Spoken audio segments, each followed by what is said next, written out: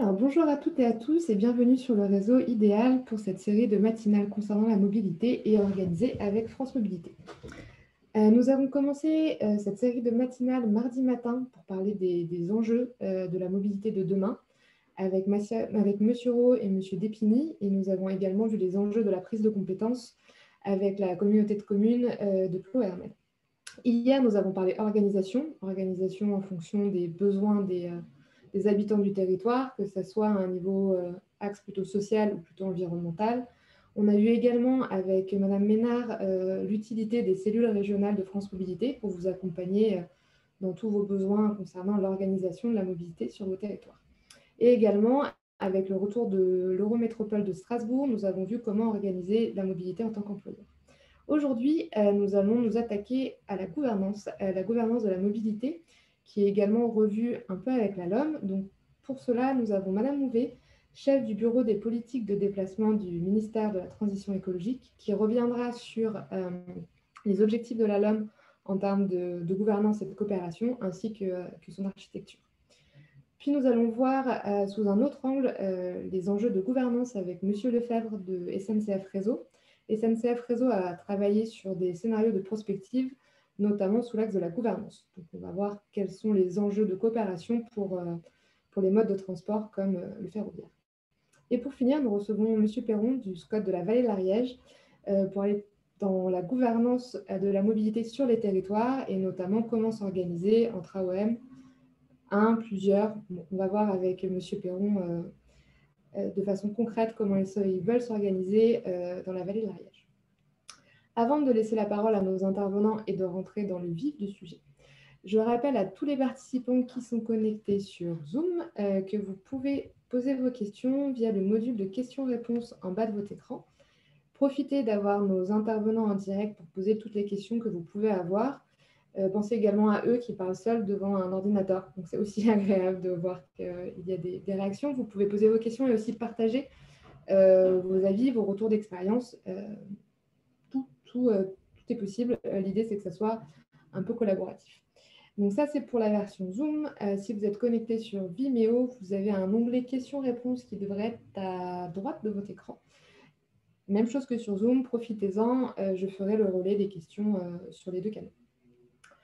Je rappelle que ce webinaire est enregistré. Il sera diffusé en VOD sur Idealco et sur la chaîne YouTube de France Mobilité.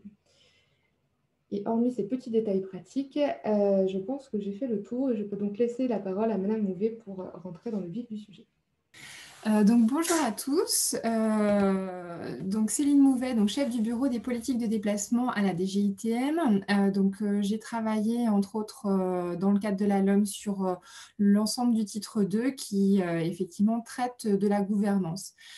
Donc aujourd'hui, pour faire un peu aussi écho aux deux interventions, aux deux matinales précédentes, j'ai plutôt focalisé mon intervention sur l'architecture de la loi d'orientation des mobilités en matière de gouvernance. Je ne vais pas revenir forcément en détail sur la prise de compétences et je vais axer mon intervention sur les enjeux de coopération et vous identifier les trois dispositifs à minima identifiés en matière de coopération. Voilà, donc tout d'abord, je voulais revenir effectivement, mais assez rapidement sur effectivement tout ce qui a nécessité effectivement ce travail sur la loi d'orientation des mobilités. C'était effectivement la mobilité du quotidien avec cette nécessité à agir. Donc la mobilité, c'est au cœur de notre quotidien et elle doit se penser dans sa finalité. Donc droit à la mobilité pour se nourrir, se soigner, se former, accéder aux loisirs. Et donc on a effectivement derrière cela des enjeux forts en matière de cohésion sociale et territoriale. C'était un des enjeux forts de la loi d'orientation avec effectivement un contexte où on voit émerger des territoires mais aussi des personnes enclavées, vulnérables par rapport à leur mobilité. Je rappelle les chiffres je ne rappellerai pas les chiffres sur l'aspect vulnérabilité des publics, mais tout cela impose effectivement d'offrir des solutions adapté à tous les publics et effectivement aller au-delà du développement des transports collectifs. Bien entendu, il y a aussi l'enjeu environnemental et de santé, hein, pollution de l'air, émissions de gaz à effet de serre, hein, le secteur des transports étant le premier émetteur de gaz à effet de serre et la demande en mobilité est effectivement un des grands facteurs. Tout ceci impose de se déplacer autrement, mais on voit bien qu'effectivement, ça suppose aussi de travailler sur plusieurs modes. Tout ça dans un contexte de financement contraint. Alors, l'idée étant effectivement de dire c'est la mobilité du quotidien, c'est une nécessité à agir et c'est aussi une préoccupation grandissante, pas seulement pour les autorités organisatrices de la mobilité. On voit effectivement cette question des mobilités qui est appréhendée par un certain nombre d'acteurs qu'on n'envisageait pas forcément. Donc effectivement, les entreprises, bien entendu, au niveau des choix d'implantation qui sont aussi assez discriminants sur l'accessibilité de leur entreprise, l'impact environnemental aussi également des transports liés à la fois au déplacement domicile-travail de leurs employés, mais aussi à tout l'aspect déplacement lié à leur activité, clientèle, mais aussi logistique. Et puis, l'accès aussi au bassin d'emploi, c'est-à-dire effectivement la capacité à recruter des gens au vu de l'accessibilité du site. La sphère sociale aussi est très impactée par cette question de mobilité, effectivement parce que la mobilité constitue pour de nombreuses personnes un frein d'accès à l'emploi, un frein à l'accès aux services publics, etc. Donc effectivement, on a effectivement tous les acteurs de la sphère sociale qui commencent à se pencher sur en tout cas, on le voit de plus en plus se développer, des actions spécifiques en matière de la mobilité. Donc, on a effectivement, j'y reviendrai, toutes les questions de transport d'utilité sociale, de mobilité solidaire. Et enfin, en sein d'une collectivité, on le voit bien, effectivement, la question de la mobilité est soulevée par de nombreuses autres thématiques, la thématique climatique, hein, bien entendu, avec les enjeux de verdissement, mais aussi santé, aménagement du territoire ou même voirie. Donc, c'est effectivement quelque chose qui impacte beaucoup d'acteurs, y compris avec des fortes attentes de citoyens, que ce soit par rapport au verdissement, mais aussi par rapport aux solutions qui peuvent être mises en place. Et puis, la société civile qui est de plus en plus impliquée avec des logiques aussi de co-construction ou de mobilisation de la puissance publique. Voilà un peu le cadre sur lequel, effectivement, on a établi un peu et le contexte dans lequel on a établi la loi d'orientation des mobilités avec une volonté effectivement forte d'agir sur un peu le modèle de gouvernance. Alors, la loi ne fait pas tout, hein, bien entendu, ce sont des politiques décentralisées, donc effectivement, on fixe un cadre, un nouveau cadre, et donc effectivement, ce sera au territoire de mettre ces éléments en place, puisque effectivement, ce sont les collectivités locales au plus près, qui agissent au plus près des habitants. Donc, la gouvernance des mobilités, les objectifs de la LOM, tout d'abord, c'est de penser la mobilité de manière globale, hein, pour effectivement dépasser cette question seulement de notion de transport. Hein. On est issu de la loi LOTI, avec effectivement une approche avec les autorités organisatrices de transport, les autorités organisatrices de transport urbain. Donc là, derrière l'AOM, on ambitionne effectivement de travailler sur une action globale en matière de mobilité. Et l'idée, effectivement, au titre de cette gouvernance, de développer plus de solutions, à la fois sur tous les territoires, puisque quand on parlait de transport, notamment transport en commun, c'était effectivement très centré sur les cœurs de nos agglomérations, diversifier et adapter aux besoins des habitants, donc c'est la logique de bouquet de services qui est très portée par la LOM, hein. Il n'y a pas effectivement derrière la mobilité, il n'y a pas uniquement que le seul déplacement en transport en commun. D'ailleurs, plus de 80% de nos déplacements se font en voiture. Et puis, cette logique de co-construction locale avec les habitants, les acteurs du territoire. Et cette co-construction se fait, et nous le verrons, je pense, avec les intervenants ensuite, suivant le contexte territorial et la manière d'ores et déjà de fonctionner. Et la deuxième idée derrière ça, effectivement, c'est aussi de renforcer la coopération entre les acteurs publics, hein, quand je vous évoquais tout à l'heure les différentes parties prenantes sur ces questions de mobilité. On voit qu'il y a différentes parties prenantes à différentes échelles territoriales, mais aussi dans différentes sphères de politique publique. Et donc, effectivement, la LOM se donne comme objectif de renforcer la coopération sur ces aspects-là, et notamment pour offrir, on va dire, un meilleur service rendu aux habitants qui, de leur point de vue, j'allais dire, n'ont pas forcément cette visibilité sur le découpage institutionnel, et d'ailleurs s'en fichent un peu en réalité. Donc effectivement, renforcer la coopération à l'échelle de bassins de vie qui constitue le bassin effectivement de réflexion ou de projection de l'usager. Donc le nouveau modèle de gouvernance doit effectivement donc pouvoir agir globalement pour apporter plusieurs solutions de mobilité, logique de bouquet de services, agir à différentes échelles et viser aussi également tous les publics.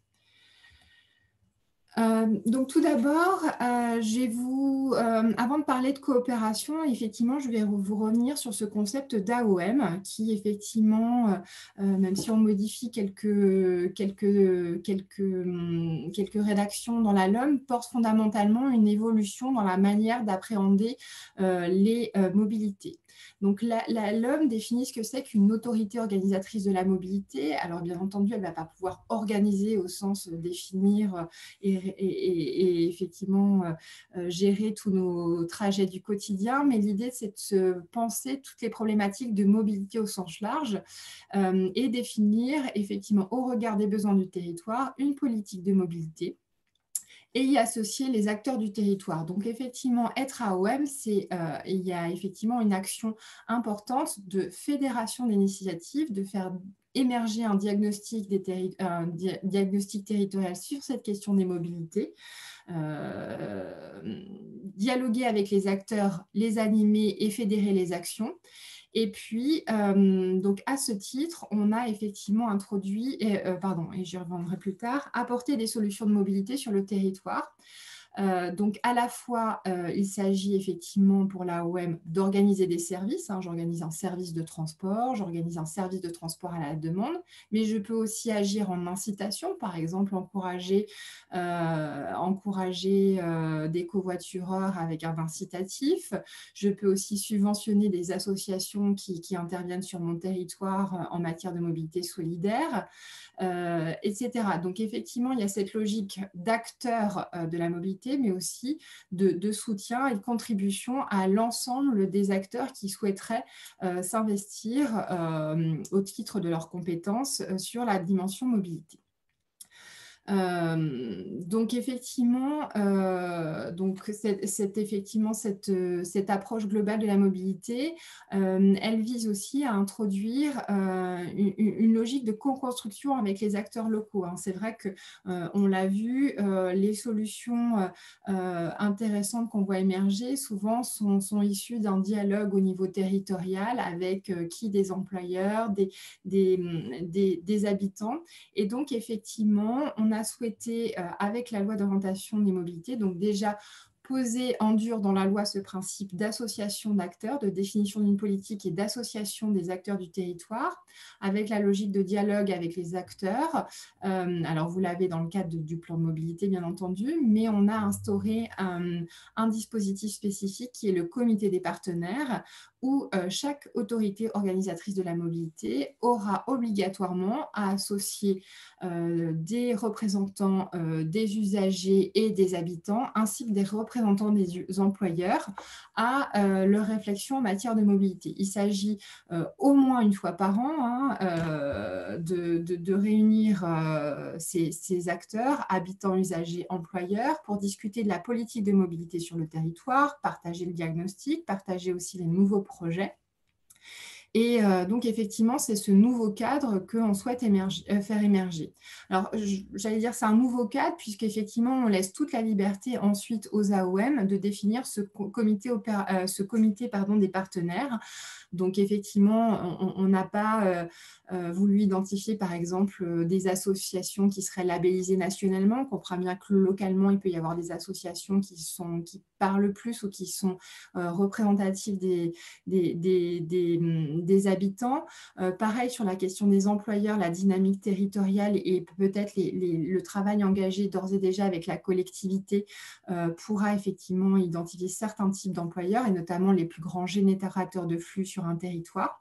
Donc ça, c'est un premier point. Donc la loi pose un cadre et effectivement charge à l'AOM de le définir un peu dans sa mise en œuvre. Et rien n'interdit non plus, mais ça, on n'a pas souhaité, au risque de devoir s'inscrire dans une liste un peu à la Prévert. Elle peut effectivement, et on lui invite, à associer d'autres acteurs du territoire dans ce dialogue. Après, charge à la collectivité de définir effectivement les partenaires qu'elle souhaite associer. Voilà, donc ça, c'est une dynamique, je pense, qui est effectivement que vous avez d'ores et déjà dans vos territoires, hein. Là, du coup, je vous ai montré un peu quelques exemples qui un peu montrent ces enjeux de co-construction. On a effectivement une photo des assises de la mobilité, mais l'idée, c'était effectivement de réunir des acteurs d'horizons divers, pas forcément de la mobilité, pour discuter de ces enjeux-là.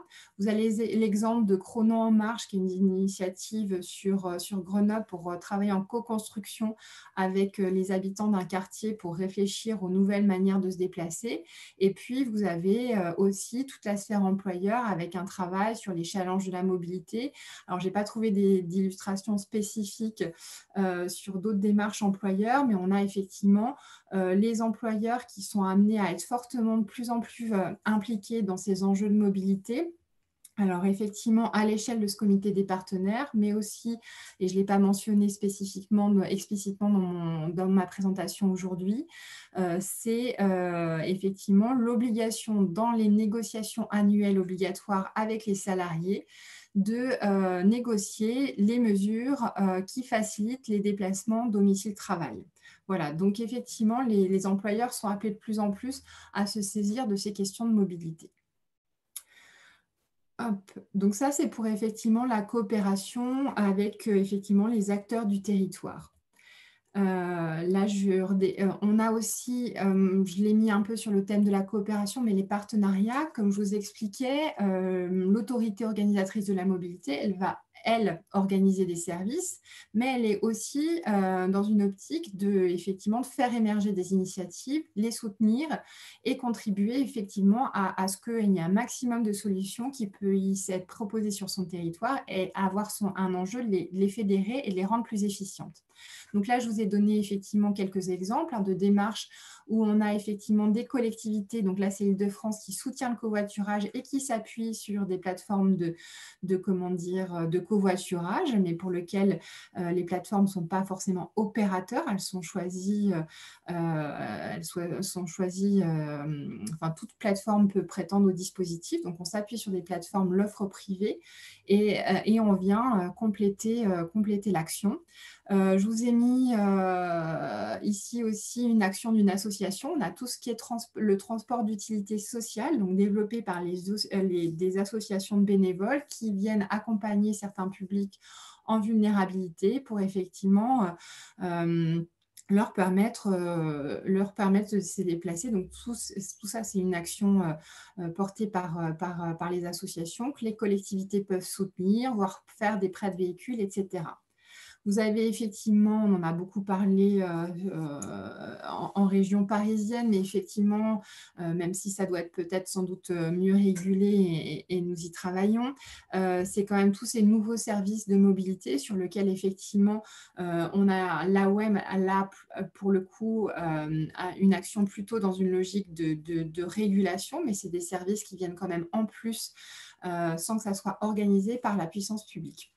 Et là, pareil, je vous ai mis alors l'illustration, c'est mon copilote, là aussi, c'est une plateforme de mise en relation pour des personnes à mobilité réduite pour permettre effectivement de mieux avoir accès au transport collectif. Voilà. Donc ça, c'est pour illustrer un peu la diversité effectivement de l'action de l'AOM et de la diversité aussi de ses actions. Deuxième grande disposition dans le cadre de la LOM, c'est l'objectif un peu de couverture territoriale, mais plus globalement d'architecture de la gouvernance.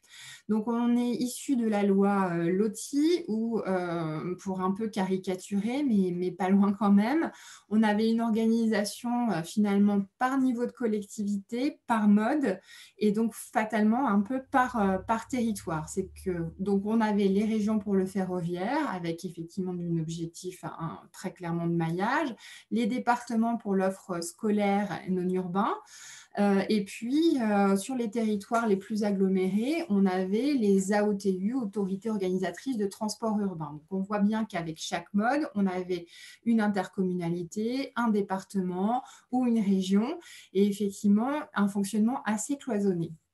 Là, dans cette logique d'appréhender la mobilité de manière globale et dans la continuité de la loi NOTRe, on va s'orienter sur une organisation à 2 échelles, avec effectivement, donc on consacre effectivement l'organisation qu'on avait à l'issue de la loi NOTRe, à savoir le niveau régional et le niveau local, qui est celui de le niveau intercommunal.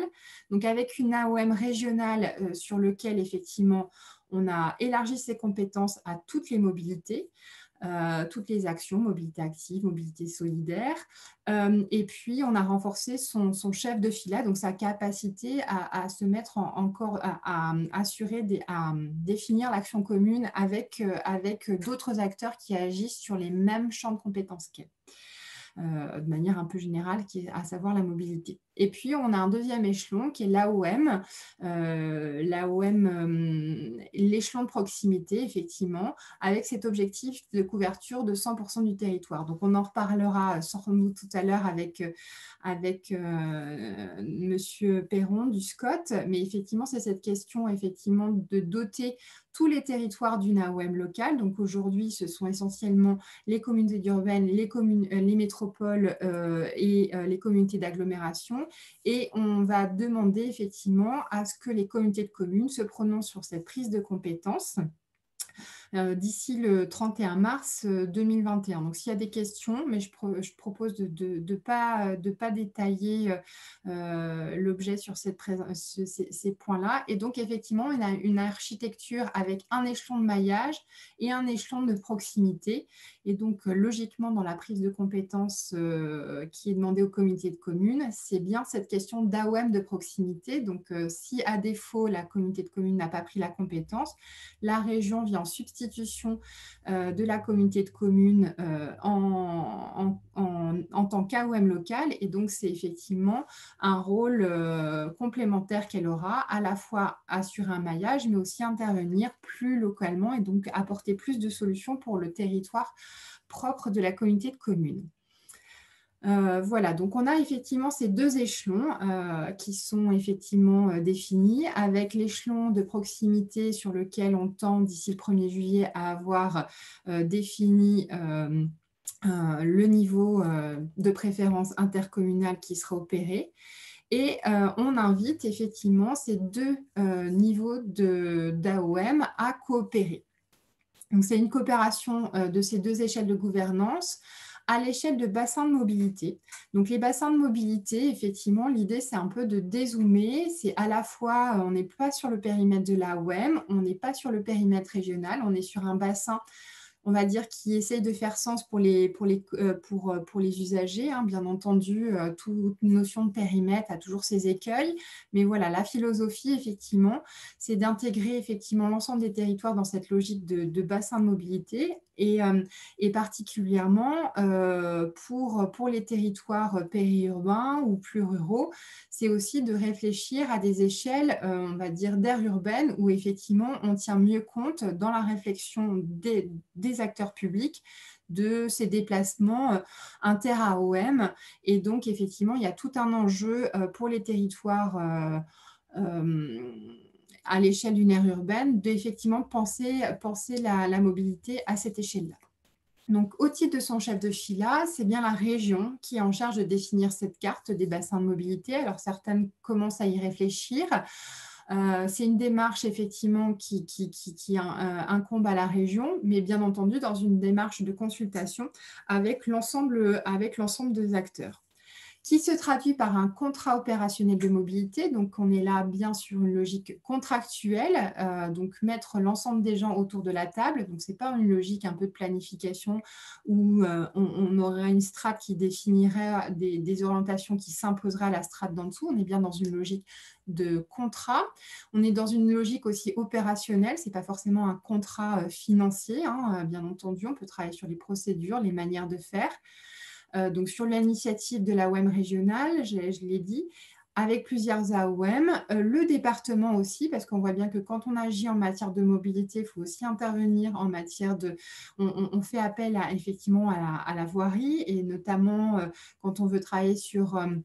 alors, les voies réservées, là, ce serait peut-être aussi beaucoup l'État qui pourrait être mobilisé sur certains axes, mais cette logique ou de car express, voilà, sur ces logiques-là, on a effectivement la volonté d'y intégrer les gestionnaires de voirie qui, au travers de leurs compétences, ont un rôle à jouer. Donc, cette coopération, je regarde le temps pour vérifier. Donc, sur chaque bassin de mobilité, donc on a un contrat opérationnel qui est signé donc, entre les AOM régionales, les AOM, les gestionnaires de voirie et de pôles d'échange. Je reprends un peu le texte de la loi, mais du coup, je voulais vous faire une petite focus sur un peu derrière, un peu ces mots un peu généraux, la manière dont on conçoit un peu le contrat, qui est effectivement une démarche qui... on n'a pas d'exemple de contrat opérationnel aujourd'hui sur lequel on a pu s'inspirer et on les a projetés dans la loi. On a plutôt une logique de concept d'action où effectivement on les a listés dans la loi avec l'ensemble, dans le cadre du débat parlementaire, mais aussi en préalable, en concertation avec les associations de collectivités. Et ce sera effectivement un challenge pour les territoires aujourd'hui de donner corps à ces contrats.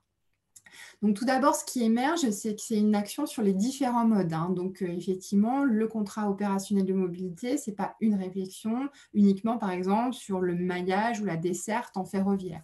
On a effectivement dans les différents modes de transport collectif, hein, transport urbain, donc les réflexions sans doute sur les cars express, sur effectivement la desserte ferroviaire, mais pourquoi pas aussi sur le maillage d'infrastructures importantes vélo. Les questions aussi de bornes de recharge, alors ça se fait en articulation avec les schémas de bornes de recharge électriques, mais effectivement, ces réflexions à mettre en commun autour de ces différents modes.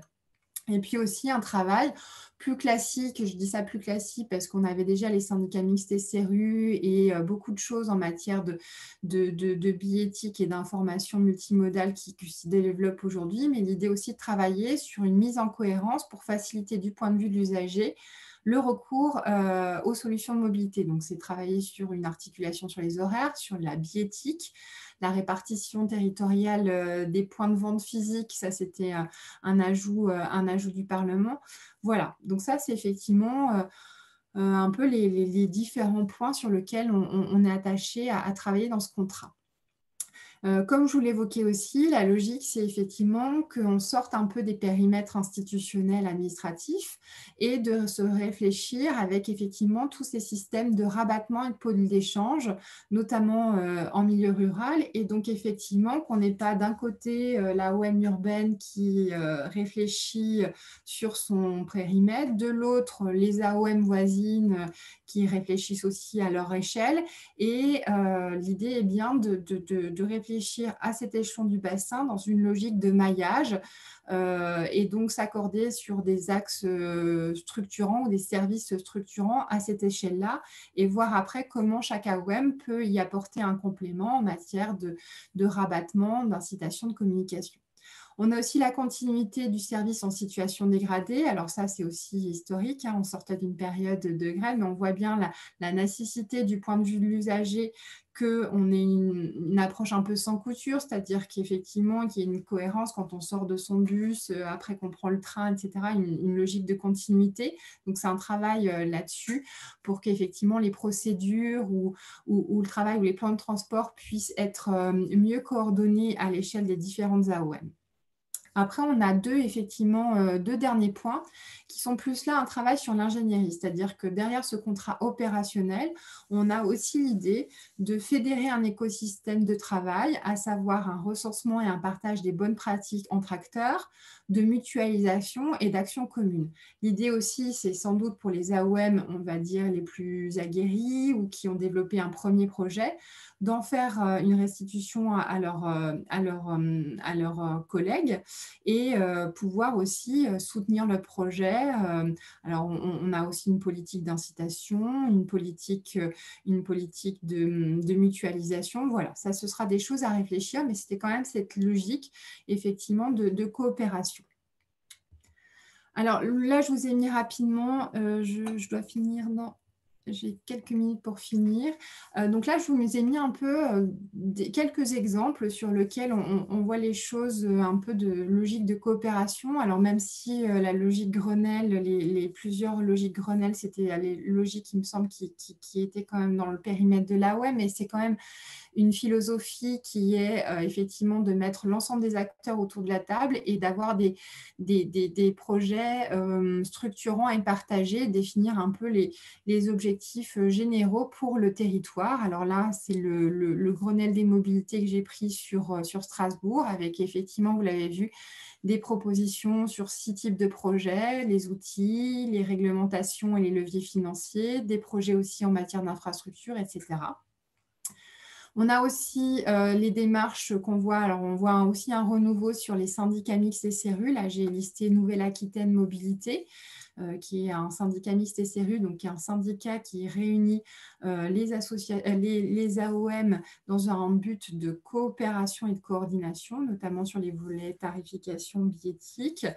Et du coup, là, je vous donne aussi, par exemple, l'exemple du syndicat mixte de l'Oise, qui est beaucoup plus ancien et donc a travaillé sur ce pass qui permet effectivement de se déplacer sur plusieurs territoires.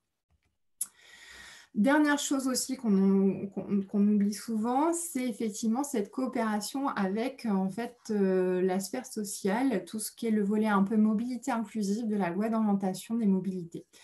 En fait, sur les questions de mobilité, en fait, un certain nombre d'AOM, au début de la loi, se sont dit, ben voilà, moi, je voudrais agir, faire des garages solidaires, etc. Sauf qu'effectivement, pas vraiment sécurisé juridiquement, puisque est-ce que ça relève de la compétence de l'AOM? Est-ce que ce n'est pas finalement une compétence sociale? Donc très clairement, avec la LOM, on dit clairement qu'agir en matière de mobilité sur les territoires, c'est effectivement une action et une compétence de l'AOM qui peut effectivement aujourd'hui agir en matière de mobilité solidaire, donc développer des services spécifiques pour des personnes, verser des aides à la mobilité ou développer effectivement du conseil en mobilité. Et donc, on voit bien qu'il y a tout un axe aussi, tout un pan de la sphère sociale, Pôle emploi qui travaille aussi beaucoup sur ces sujets-là. Et donc, effectivement, dans le cadre de la LOM, on a aussi un objectif, outre effectivement cet objectif, cette nouvelle compétence en matière de mobilité solidaire, d'effectivement de structurer un peu l'action de la puissance publique au travers pour ces publics vulnérables, avec l'idée que sur chaque bassin de mobilité, la région et le département bâtissent un plan d'action sur la mobilité solidaire qui bien sûr réunit les AOM, mais aussi Pôle emploi, les organismes privés et publics intervenant dans l'accompagnement des personnes pour mettre en place un plan d'action.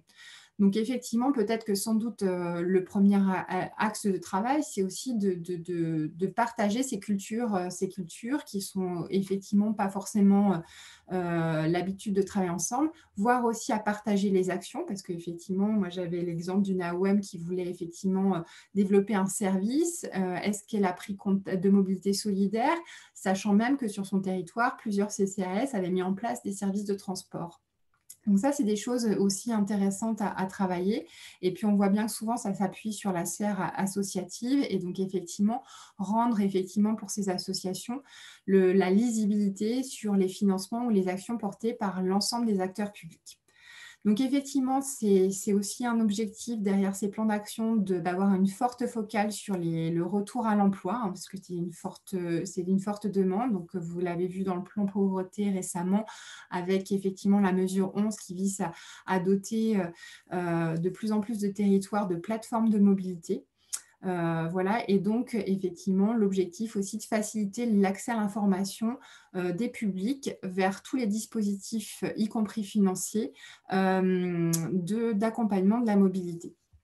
Et là, je vais terminer juste. Là, je vous ai donné deux dispositifs. Et effectivement, l'idée, effectivement, alors là, vous avez le dispositif Pandora qui est organisé. C'est une démarche avec des certificats d'économie d'énergie qui est réunie 15 acteurs pour agir sur la mobilité de tous et puis une action sur une plateforme de mobilité. Voilà pour les dispositifs de coopération et qui s'inscrivent effectivement dans le nouveau champ de l'organisation de l'ALUM. Voilà. Merci beaucoup pour votre présentation. Et sur la gouvernance, alors on a quelques questions que je vous propose de prendre avant de commencer la présentation de Monsieur Lefebvre. Notamment une de Madame Gergeau-Jauvert qui demande si dans le cadre de la LOM, quel est le rôle d'un département, enfin, quel rôle un département peut-il avoir, s'il joue un rôle de coordination et de cohérence entre les AOM, est-ce qu'il ne viendrait pas au final en concurrence avec l'AOM régionale? Alors, très clairement, on s'inscrit, on n'a pas voulu détricoter la réforme institutionnelle, donc on s'inscrit pleinement dans la loi NOTRe avec effectivement une articulation région et intercommunalité sur la question de la mobilité. Bien entendu, le département reste un acteur important au titre de deux choses. Sa compétence voirie, quand on va travailler sur, par exemple, le déploiement des aires de covoiturage, ça reste les voies réservées, les infrastructures vélo également. Voilà, donc au titre de sa compétence voirie, le département est un acteur important et pour lequel, comme on l'a vu dans le comité des partenaires, le contrat opérationnel et mobilité, c'est un acteur nécessairement à mettre autour de la table. Il en est de même au titre de sa compétence sociale, effectivement, où à ce titre, on l'a associé dans le plan de mobilité solidaire aux côtés des régions.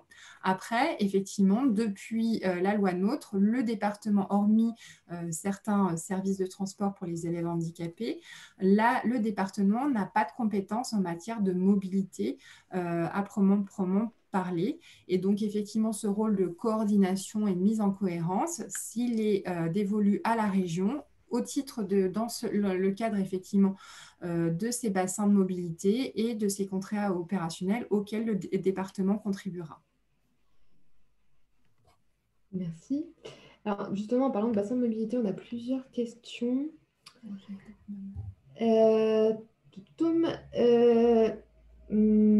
Madame Gérard nous demande pourquoi la LOM n'a pas mis une deadline pour la définition des bassins de mobilité.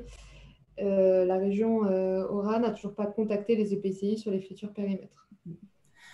Alors effectivement, c'était un choix. Alors tout d'abord pour vous rassurer, enfin en tout cas, les contrats opérationnels, c'est un dispositif qu'on avait réfléchi avec les associations de collectivités et sur lequel ça a été introduit dans la loi par les parlementaires. Donc il y a une forte demande pour l'ensemble des acteurs à effectivement avoir ce dispositif en place, qui est un dispositif où on met tous les acteurs autour de la table. Donc il y a une forte demande. Après, effectivement, on voit bien qu'avec ces sujets de prise de compétences, mais également sur effectivement les perspectives électorales, on a revu au niveau des élections locales et bientôt régionales.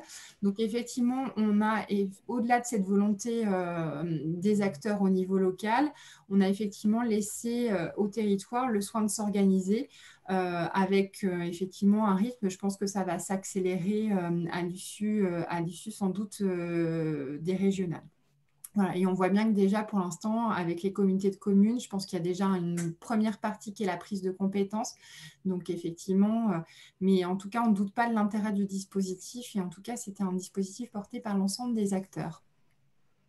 Merci. On va prendre les 2 dernières questions avant de passer à la suite. Monsieur Bousquet demande, un EPCI futur AOM pourra-t-il être associé à plusieurs contrats opérationnels de mobilité dans le cas où il serait affecté à plusieurs bassins de mobilité? Alors, du coup, sur ces aspects-là, la loi est assez souple. Alors, ce que nous, comment dire, on recommande, c'est d'avoir une cartographie un peu un peu simple, hein, avec des bassins de mobilité et que tout se recoupe pas partout. Mais par contre, effectivement, tous les, comment dire, dans le cadre des bassins et des contrats opérationnels de mobilité, les acteurs contractants pourront associer effectivement tout autre partenaire. Donc, à ce titre, on peut effectivement avoir une AOM qui intervient dans différents contrats opérationnels de mobilité. Voilà, donc, ce n'est pas du tout interdit. Cette logique de périmètre, elle existe pour effectivement définir des lieux de coopération, mais en tout cas, elle n'est pas exclusive. Et donc, effectivement, on peut avoir cette logique de participation avec plusieurs contrats. Il faudra voir comment les régions souhaitent avec vous travailler. Merci. Et on va prendre une dernière question de Monsieur Geffard. Quelle est la bonne échelle, selon vous, des plateformes de mobilité nationale, régionale, bassin de vie, urbain? Alors, je pense que bonne échelle, on a vu alors, sur les plateformes de mobilité, alors nationale, ça me semble effectivement compliqué. On est là sur de l'accompagnement des publics. À l'échelle départementale, c'est vrai qu'on a vu des plateformes de mobilité émerger au niveau départemental. Elles ont souvent des antennes, en tout cas dans leur réflexion et dans le développement de plus en plus local, parce qu'encore une fois, comment dire, il y a besoin d'un ancrage fort au niveau territorial puisqu'on accompagne des publics. Voilà sur ces aspects-là. Sur les plateformes de mobilité, ça dépend aussi du tissu territorial. Hein. On ne raisonnera pas forcément aux mêmes échelles, que ce soit de l'urbain et du rural. Et enfin, voilà, on a quand même identifié l'échelon sans doute départemental d'action, puisqu'on est sur une logique voilà, d'action et d'accompagnement des publics fragiles. Super, merci beaucoup pour toutes ces réponses. On laisse tous les participants qui auraient encore des questions prendre le temps de les poser, mais on va laisser la parole maintenant à Monsieur Lefebvre. C'est bon pour vous. Alors, hop, j'arrête votre partage, c'est bon. Et là, on va parler gouvernance encore une fois, mais sous un point de vue différent. Je vous laisse, Monsieur Lefebvre, vous présenter le temps que je mette votre présentation en ligne. D'accord, merci. Bonjour.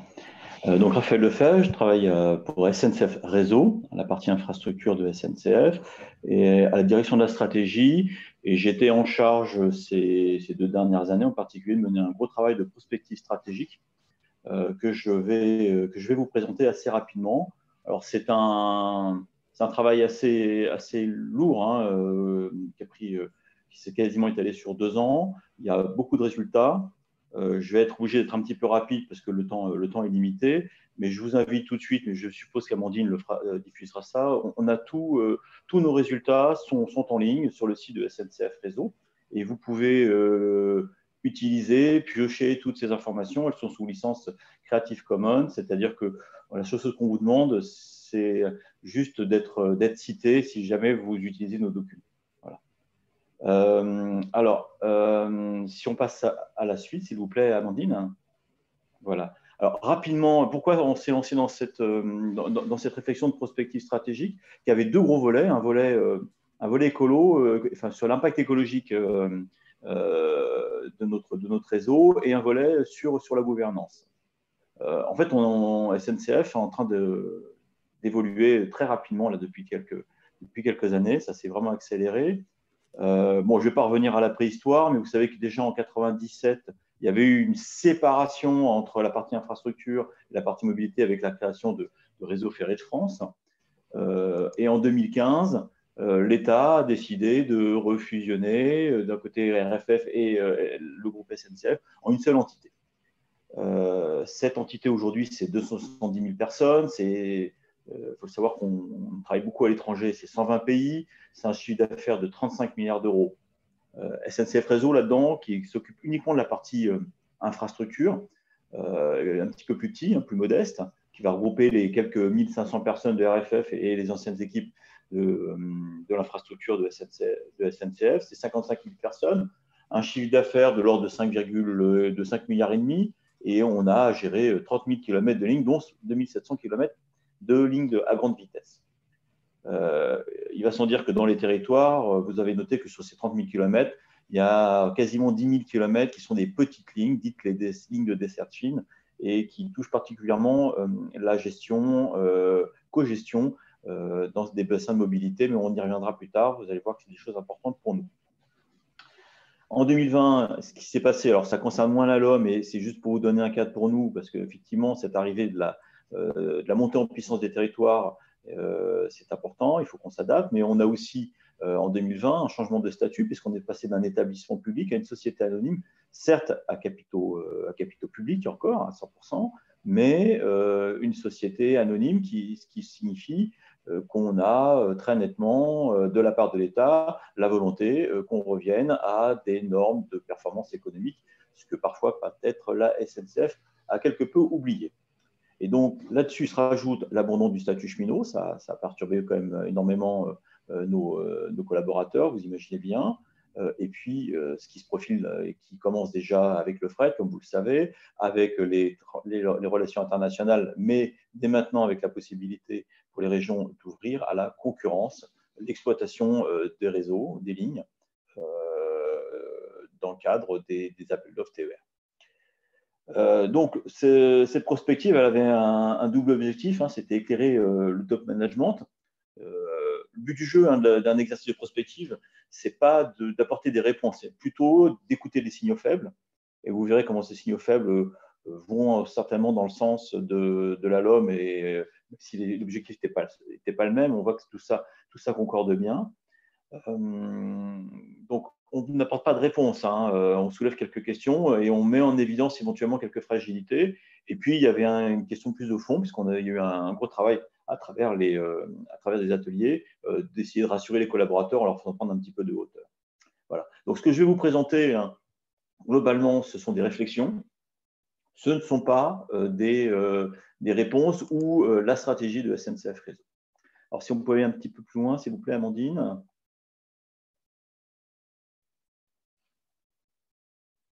Encore. Voilà, très bien. Donc, comme on a travaillé, on a établi des fiches de facteurs critiques. Alors, qu'est-ce que c'est qu'une fiche de facteurs critiques?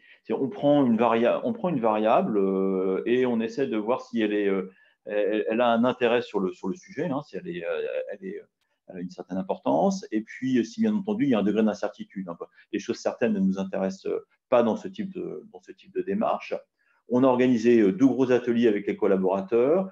On a organisé un tas d'entretiens à travers aussi bien en interne que des experts sur ces sujets-là. On a établi, je vous les décrirai rapidement, 3 scénarios prospectifs, et enfin, on a établi un certain nombre de monographies qui expliquent un peu qu'est-ce qu'on pourrait avoir comme gouvernance alternative. Sur la suite.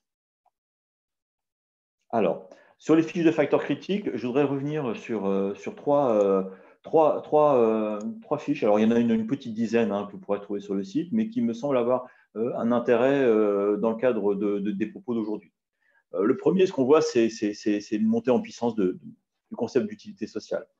Ça, c'est vraiment lié à une prise de conscience à la fois des limites du modèle de croissance et d'un besoin, d'une aspiration des jeunes à ce que j'appellerais plus presque une dimension spirituelle, en tout cas transcendante.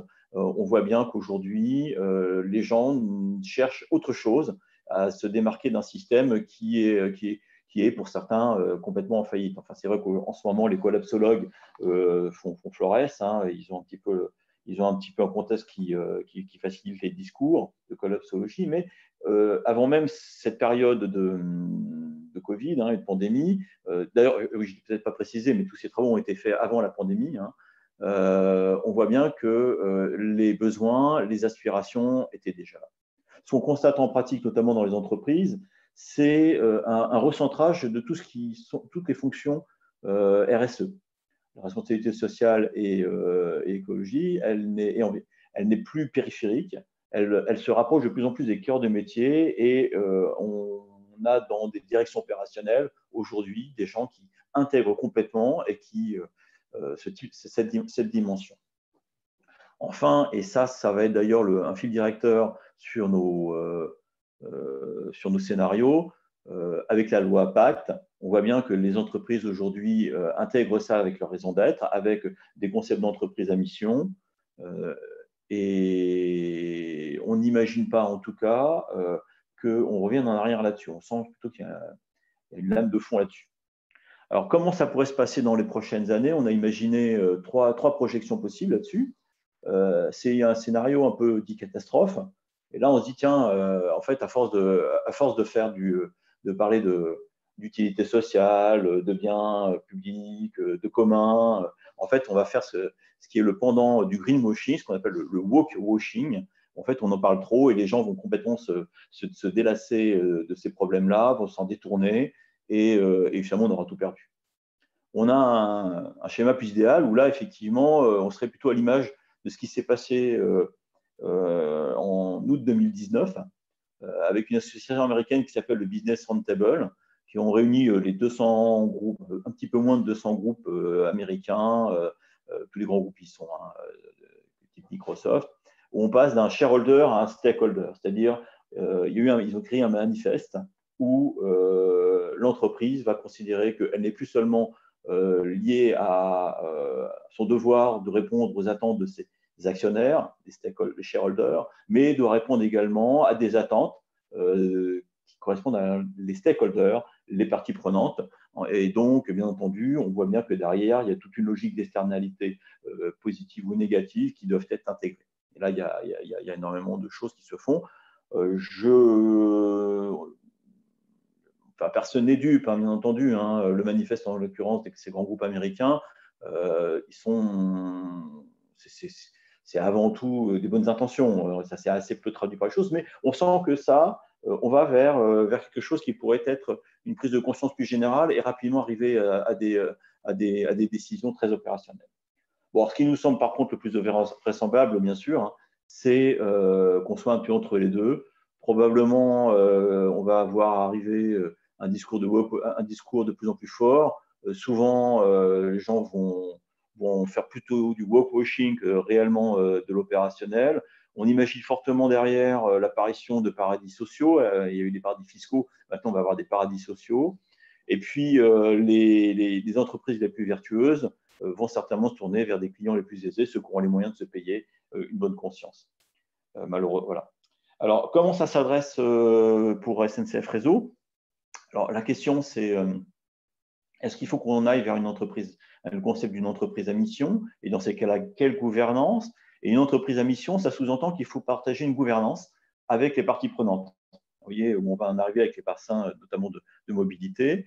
Et là, aujourd'hui, les questions se posent. Alors, ce qu'on a commencé à faire là-dessus, c'est quand même déjà de nommer des responsables, des directeurs de coordination en région, ce qu'on n'avait pas hein, traditionnellement depuis quelques années, en tout cas depuis 1997, on va dire, on avait un directeur infrastructure, un directeur mobilité. Les choses ne se passaient pas forcément toujours bien. Ceux qui travaillent en région le savent. Aujourd'hui, on va essayer de coordonner tout ça. On a au niveau de la direction générale, la Croix, là, hein, qui est devenu aussi un directeur général dédié au territoire. Et ça, ça va permettre de participer à ces nouveaux modes de gouvernance. On voit bien que plus localement, en termes de recrutement, on a vraiment intérêt à mettre un discours en place. On a de plus en plus de mal, nous, à recruter. Pour plein de raisons, peut-être une raison salariale, mais aussi peut-être qu'on a du mal encore à faire rêver. Et je crois qu'il faut quand même, du coup, ça nous interroge sur notre façon de remettre au centre l'intérêt général. Et puis, on n'est pas vraiment à l'abri du woke-washing nous-mêmes. Hein. Moi, je me souviens que quand l'ancien président Jeantet a tweeté pour annoncer qu'on avait enfin une raison d'être, il y a tout de suite eu un tas de réactions sur du woke-washing. Donc, même quand on veut bien faire, même qu'on est une entreprise quand même SNCF, qui a des vertus écologiques assez fortes, on arrive à se faire attaquer sur ces sujets-là. Donc, on voit que ce n'est pas simple de mettre en place. Les gens, il y a une inertie. Deuxième sujet sur lequel il me semble qu'il y a une importance très forte sur l'organisation des territoires dans les prochaines années, c'est un concept de fragmentation des chaînes de valeur. Là, l'idée, c'est qu'on a pu observer ces dernières années, ces dernières décennies, une entreprise qui est de plus en plus éclatée, depuis la recherche et le développement jusqu'à la vente, en passant par la production. Ça se passe depuis la Chine jusqu'au fin fond du Cantal. Et tout ça crée des réseaux complexes, complexifie les flux qui sont de plus en plus tendus. Tout ça fait qu'on imagine dans ce contexte-là 3 projections. Première projection, c'est une projection un peu catastrophique encore, qui serait que plus personne n'arrive à tenir. Le burn-out généralisé, on voit bien, et il y a une montée en puissance de ça aussi, des cyberattaques.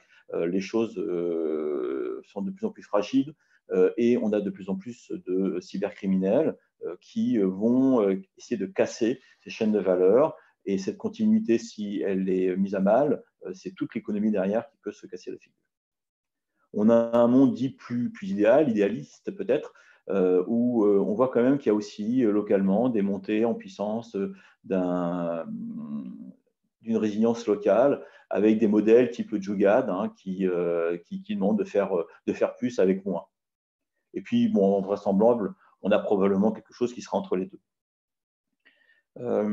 Les questions pour SNCF Réseau là-dessus, ça va être les questions par exemple de domicile travail, le fret. Est-ce que finalement, si l'organisation du tissu entrepreneurial, parce qu'aujourd'hui on parle beaucoup des gens, on parle beaucoup du social dans la LOM, mais on pense aussi quand même qu'il y a toute une organisation du tissu industriel qui est hyper important en termes d'organisation et en termes d'aménagement du territoire. Et ça, on voit qu'aujourd'hui, si on retourne vers une résilience locale, si on retourne, et il y a eu beaucoup de choses ces derniers mois sur une réflexion de relocalisation, on voit bien que très probablement le réseau national qui aujourd'hui se contentait d'être uniquement un backbone, des grandes artères, il va peut-être falloir repenser ça différemment. Est-ce qu'une relocalisation va nécessiter de repenser un maillage fin des territoires? Alors, quel impact pour nous? Parce que si effectivement on est dans cette situation-là, tant mieux, il va falloir retravailler, peut-être ouvrir quelques lignes. Et à l'inverse, si on était vraiment sur un système qui serait de plus en plus tendu, là aujourd'hui on partirait sur des relations intercontinentales, plus d'industrie en France, c'est un petit peu la lame de fond. Et là, est-ce que notre réseau est encore adapté? Donc, derrière tout ça se pose la question, et en particulier sur le fret, mais aussi peut-être sur le domicile travail, dans certains cas, de l'avenir de nos petites lignes et leur gouvernance. Enfin, on a le sujet de la gouvernance, enfin de la concertation locale. Alors ça, c'est un sujet, bien entendu, quand on travaille sur les grandes lignes, les nouvelles lignes, c'est une chose qui est très importante à SNCF Réseau. On est très attaché, bon, la loi nous y oblige, mais on le fait avec une très bonne volonté. On est d'ailleurs on a de bonnes compétences, on est en permanence d'ailleurs sollicité par nos camarades d'EDF, par exemple, sur ces sujets-là. Toujours est-il que cette concertation, on voit bien que les règles changent un petit peu. Et on a imaginé là-dessus trois projections possibles. L'État renforce sa volonté d'accompagner les processus de concertation, et on a été jusqu'à imaginer que, pourquoi pas, l'État met à disposition un fonds qui permettrait de financer localement les collectivités, les citoyens, les entreprises, pour qu'ils puissent permettre d'imaginer ensemble des projets et éventuellement de les suivre derrière. On a imaginé également des droits de veto, où là, on pourrait imaginer que les citoyens sont détachés de leurs obligations et seraient également rémunérés, formés et participeraient à ces grands projets et pourraient les bloquer.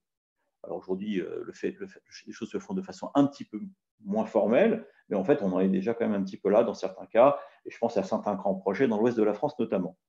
Et puis, il est possible aussi, et ça, ce serait peut-être pas une bonne chose, je pense, C'est une projection de ce qu'on appelle au fil de l'eau, ce que j'avais mis en sous-titre le cause toujours. C'est des processus qui parallèles qui commencent à émerger, où on a une concertation qui devient de plus en plus obligatoire avec un discours là-dessus. Mais en fait, finalement, on parle, mais on n'écoute pas. Et c'est là, et ça serait bien entendu un dévoiement total de l'objectif de la concertation. Et on voit bien d'ailleurs, si pour revenir sur notre sujet d'aujourd'hui de la LOM, qu'on n'est clairement pas dans cette direction-là et on peut s'en féliciter. Donc aujourd'hui, comment est-ce qu'on peut recentrer avec le recentrage des mobilités, comment est-ce qu'on peut répondre davantage à des parties prenantes, aux définitions des projets? Comment est-ce qu'on peut mettre en place des cogestions du réseau, local, quand, comment, jusqu'où? Voilà des questions qu'il faudra qu'on adresse assez rapidement. J'ai un petit délai. Alors, on a 3 petits scénarios que je vais vous décrire rapidement. Le premier, c'est un scénario qui est très centré sur les territoires. Là, l'idée, ce serait qu'on ait l'ensemble des acteurs qui s'organisent pour maximiser les potentialités du territoire. Là, on a des pouvoirs publics, des citoyens, des assos qui vont définir des objectifs de territoire sous la forme de ce qu'on a appelé une boussole territoriale. Là, les entreprises derrière doivent s'y conformer sous peine de sanctions, perte de subventions, voire de ressources. On voit bien qu'au niveau du territoire, probablement, on va vers des ressources partagées. Et là, du coup, les entreprises vont réagir en travaillant davantage sur la réplicabilité, l'adaptabilité locale, plutôt qu'à leur massification. On a une disparition des secteurs industriels au profit d'écosystèmes locaux. Donc, vous voyez, ça rappelle un petit peu tous nos fiches de facteurs critiques. Et puis, bien entendu, pour les citoyens, on imagine un contrat d'activité territoriale qui leur permet de contribuer aux objectifs, de s'engager sur différents projets portés par les différentes entités. Un deuxième scénario qui sont les coopératives à mission. Là, on imagine que, là, on tourne dans la loi Pacte, hein, que les entreprises, il y a une généralisation du concept de mission, qui s'est inscrit dans les statuts. Et là, on a imaginé pour nos travaux un système de gouvernance où on aurait une forme de coopération, de coopératif, donc avec une démocratie liquide. Alors, ça, c'est intéressant. Ça vient des travaux de Zygmunt Bauman. Hein, et l'idée, c'est qu'en fait, on a la possibilité dans la coopérative de se faire représenter par d'autres.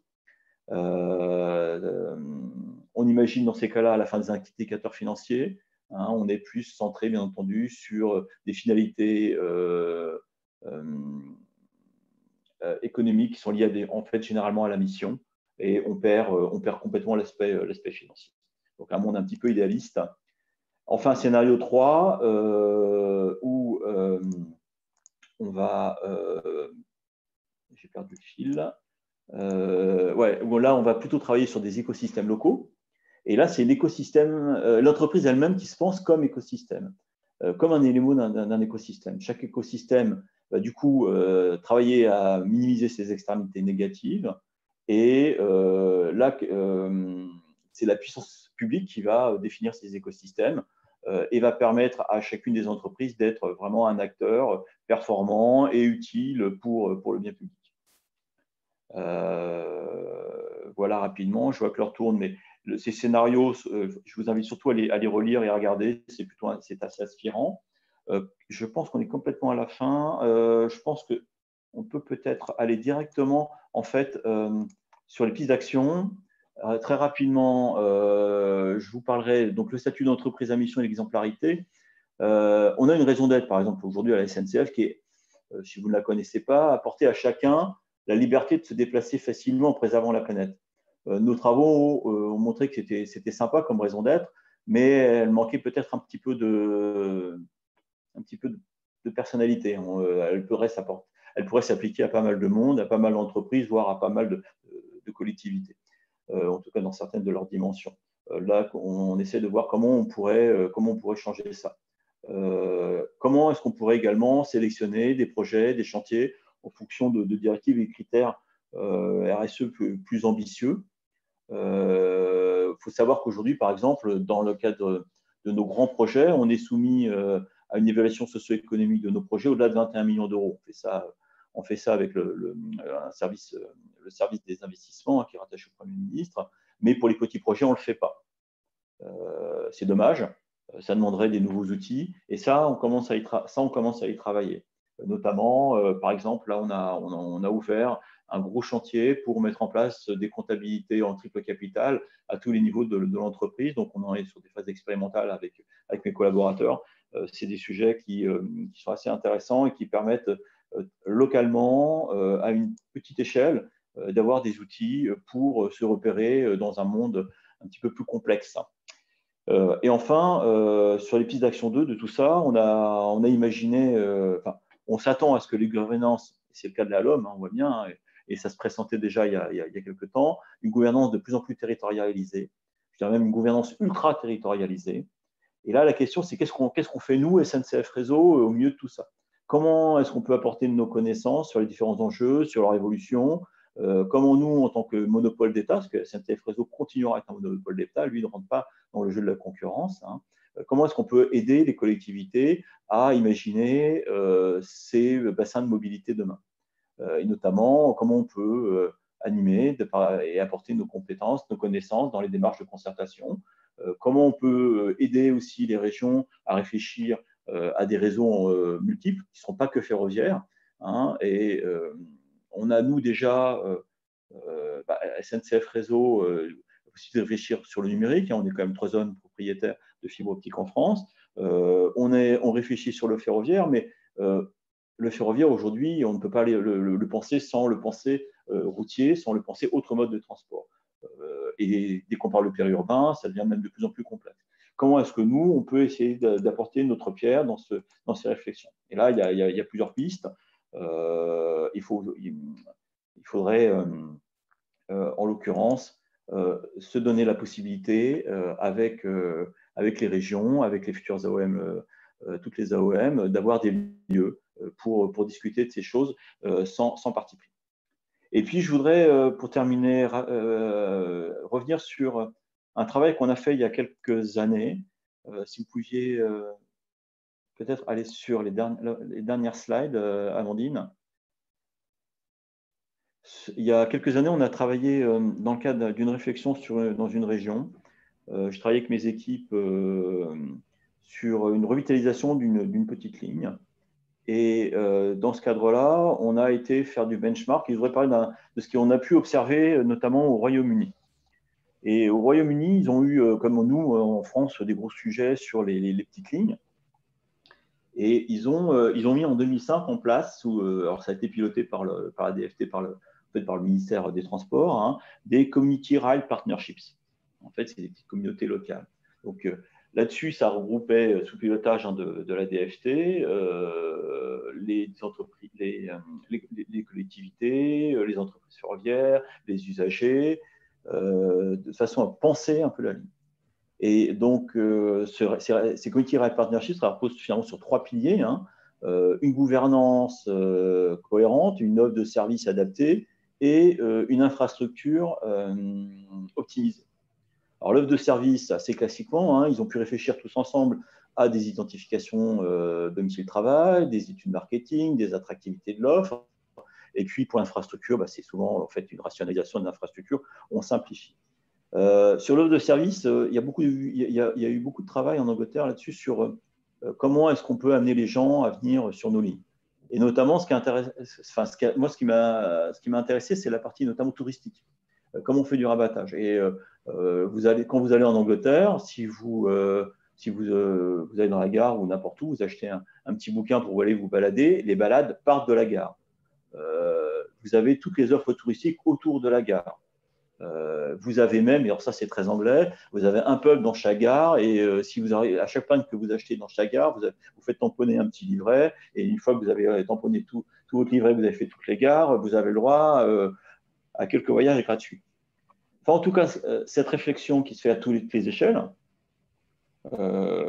notamment touristique, économique, de mobilité et pas seulement sur le ferroviaire, puisqu'on parle de toutes les mobilités, au niveau, bien sûr, le vélo, par exemple, est très intégré, ça a un effet très positif.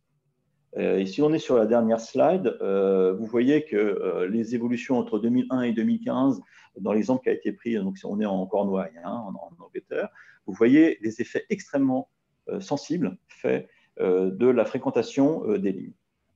Et quand on a essayé de mettre en place ça dans la région que j'évoquais, je me suis aperçu que les dessertes, les zones touristiques n'étaient même pas desservies, les arrêts avaient été supprimés, que les différentes strates des collectivités au niveau touristique, il n'y en a aucune qui se parlait, on avait des choses qui étaient contradictoires, voilà, donc offre inadaptée, les différentes couches territoriales ne se parlaient pas vraiment entre elles. Voilà, donc on avait quelque chose de très confus et bien entendu, on n'a pas réussi à développer quelque chose de similaire. Moi, ma conviction personnelle, c'est qu'aujourd'hui, avec la LOM, avec les possibilités qui vous sont offertes dans le cadre notamment des bassins de mobilité, ce qui a été fait là en Angleterre, on le fera encore mieux, demain. Et je terminerai mes propos là-dessus.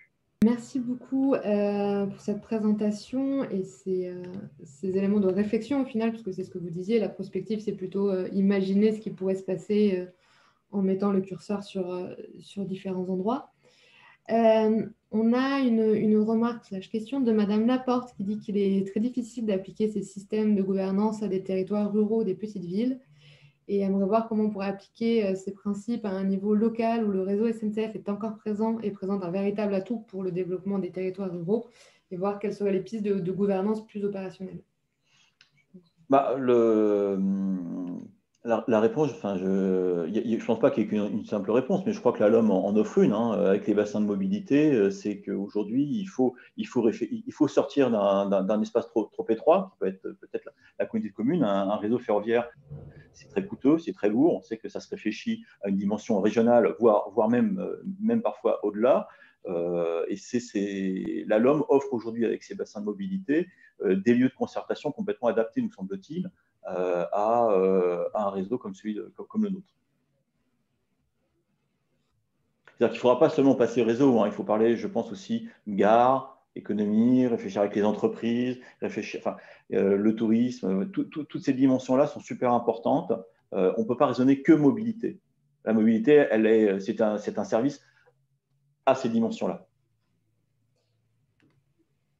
Là, c'est un peu la brique qui lie toutes les dimensions du territoire au final. Donc, il semblerait qu'on n'ait pas d'autres questions pour vous. Je regarde tous mes écrans. Pour le moment, je rappelle aux spectateurs qui peuvent effectivement se saisir des outils pour poser des questions. En attendant, je propose qu'on laisse la parole à M. Perron pour parler encore une fois gouvernance, et après on fera un tour de table sur les questions qui restent. Donc là, je vais vous parler de l'étude que l'on mène actuellement. Donc l'étude consiste à étudier les possibilités de créer une ou plusieurs AOM sur notre territoire. Donc nous, on est un syndicat mixte du SCOT de la vallée de l'Ariège. Je vais vous faire une petite présentation également rapide sur notre territoire et sur pourquoi et comment on a choisi de s'investir sur les questions de mobilité. Alors, notre territoire il est composé de 3 intercommunalités. Donc, on a une communauté d'agglomération qui, elle, a déjà la compétence de mobilité, ainsi que 2 communautés de communes. Donc, c'est un territoire de près de 80 000 habitants qui représente un peu plus de la moitié de la population du département de l'Ariège. Et il y a notamment la présence des principaux équipements à l'échelle départementale. Donc, il y a notamment la ville de Foix, qui est la préfecture du département et qui donc concentre de nombreux pôles administratifs. Il y a également un pôle universitaire de formation. Notre territoire concentre de nombreux établissements scolaires, notamment collèges et lycées. Et il y a également la présence d'un centre hospitalier important, là, vraiment d'échelle départementale, et où il y a d'ailleurs des enjeux importants de desserte, notamment via les transports en commun. Donc, en termes de compétences, on a 2 compétences obligatoires. D'une part, la compétence aménagement du territoire via le document du SCOT. Donc là, ça regroupe de nombreuses thématiques, que ce soit l'habitat, l'économie, les services, équipements, mais également les questions de transport. Il y a ensuite la compétence transition écologique via le document du PCAET, donc plan climat, air, énergie territoriale, qui a été approuvé en début d'année 2020 et où les questions de transport sont également prégnantes. Et enfin, on a une démarche volontaire là sur la mobilité qui s'est notamment traduit sur la réalisation d'un plan global de déplacement qui vaut maintenant plan de mobilité simplifié depuis la loi d'orientation des mobilités. Donc, les missions sur la mobilité, c'est dès 2015, en fait, suite à l'approbation du SCOT, que les élus, en fait, ils ont souhaité s'emparer de cette question de mobilité.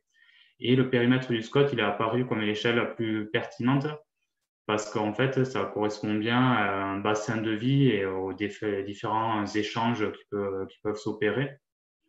Et donc, ouais, c'était logique que ce soit le SCOT plutôt qui essaie de coordonner les différentes politiques de mobilité sur ce territoire.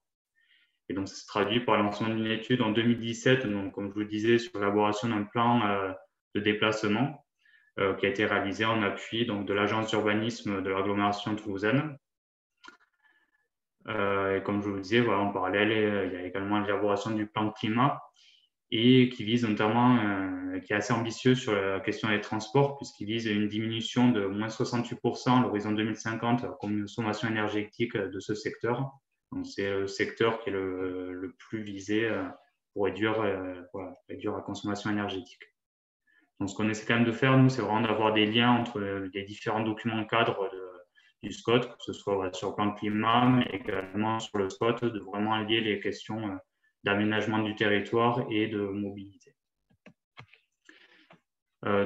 Sur la mobilité sur le territoire, notamment ce qui est ressorti donc, du diagnostic du plan de déplacement, c'est qu'on a des territoires qui sont vraiment interdépendants en termes d'échanges et de flux.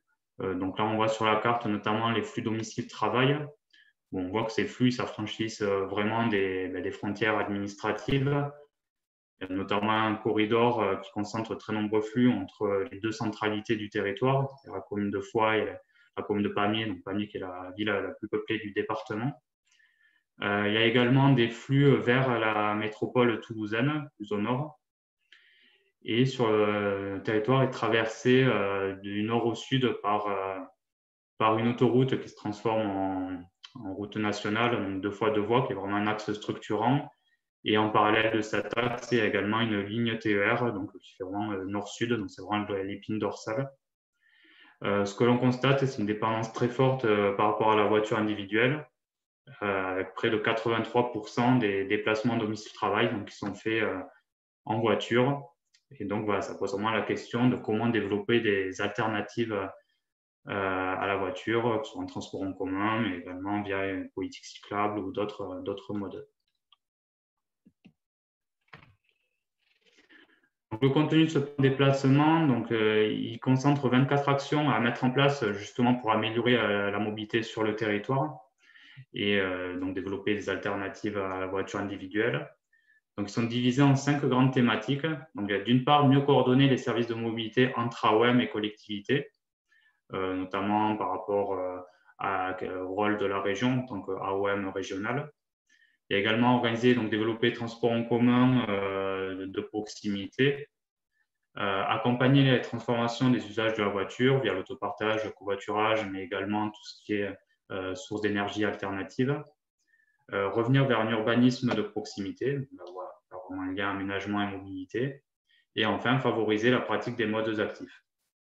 Sachant que sur chaque action qui a été identifiée, on a également déterminé quel acteur porterait cette action. Et c'est là où on s'est rendu compte qu'il y a de nombreux acteurs qui rentrent en jeu en fonction des différentes compétences. Et donc, l'enjeu de la gouvernance pour porter et pour surtout appliquer ces actions, elle est vraiment centrale. Donc là, voilà, il y a une retranscription du projet de mobilité. Donc, c'est une partie du projet, ce n'est pas l'ensemble. Mais on voit bien qu'on essaie de trouver un bouquet de solutions de mobilité qui soient adaptées aux différents territoires. Avec là où il y a vraiment des flux importants, là, c'est vraiment développer une offre de transport en commun performante. Mais on s'appuie également sur le développement de l'offre régionale qui existe. Étendre donc les réseaux urbains également existants, notamment sur la commune de Foix, il y a également sur la commune de Pamiers où il y a déjà l'existence de navettes. Et après, sur les territoires ruraux, c'est plus complété notamment via le transport à la demande, ou également des aires de covoiturage et même éventuellement mise en place de lignes de covoiturage virtuelles. Et à cela s'ajoute donc le développement des aménagements et services vélo. Donc là, c'est un rappel de la gouvernance actuelle sur notre territoire. Donc il y a la région qui joue un grand rôle. Donc elle gère la ligne TER, ainsi que la ligne TER routière. Elle gère également 5 lignes routières, donc une ligne qui est interne à notre territoire. Et elle gère également les services scolaires. Les services scolaires, par rapport à l'agglomération, ça se fait via une compétence, une délégation de compétences, puisque l'agglomération a la compétence mobilité. Et donc, elle exerce via un réseau de transport en commun, c'est le réseau FBus, également un réseau de transport à la demande. Et on voit que sur les 2 autres comités de communes, il y a quand même des services de transport qui existent, donc notamment sur Port d'Aliège-Pyrénées, donc c'est notre intercommunalité la plus peuplée. Il y a des navettes urbaines qui existent sur la commune de Pamiers ainsi que sur une autre commune. Et il y a également du transport à la demande qui existe, et là, il est fait en délégation de compétences avec la région. Étant donné que c'est la région qui est compétente, mais voilà, les communautés de communes ont quand même pu mettre en place du transport à la demande.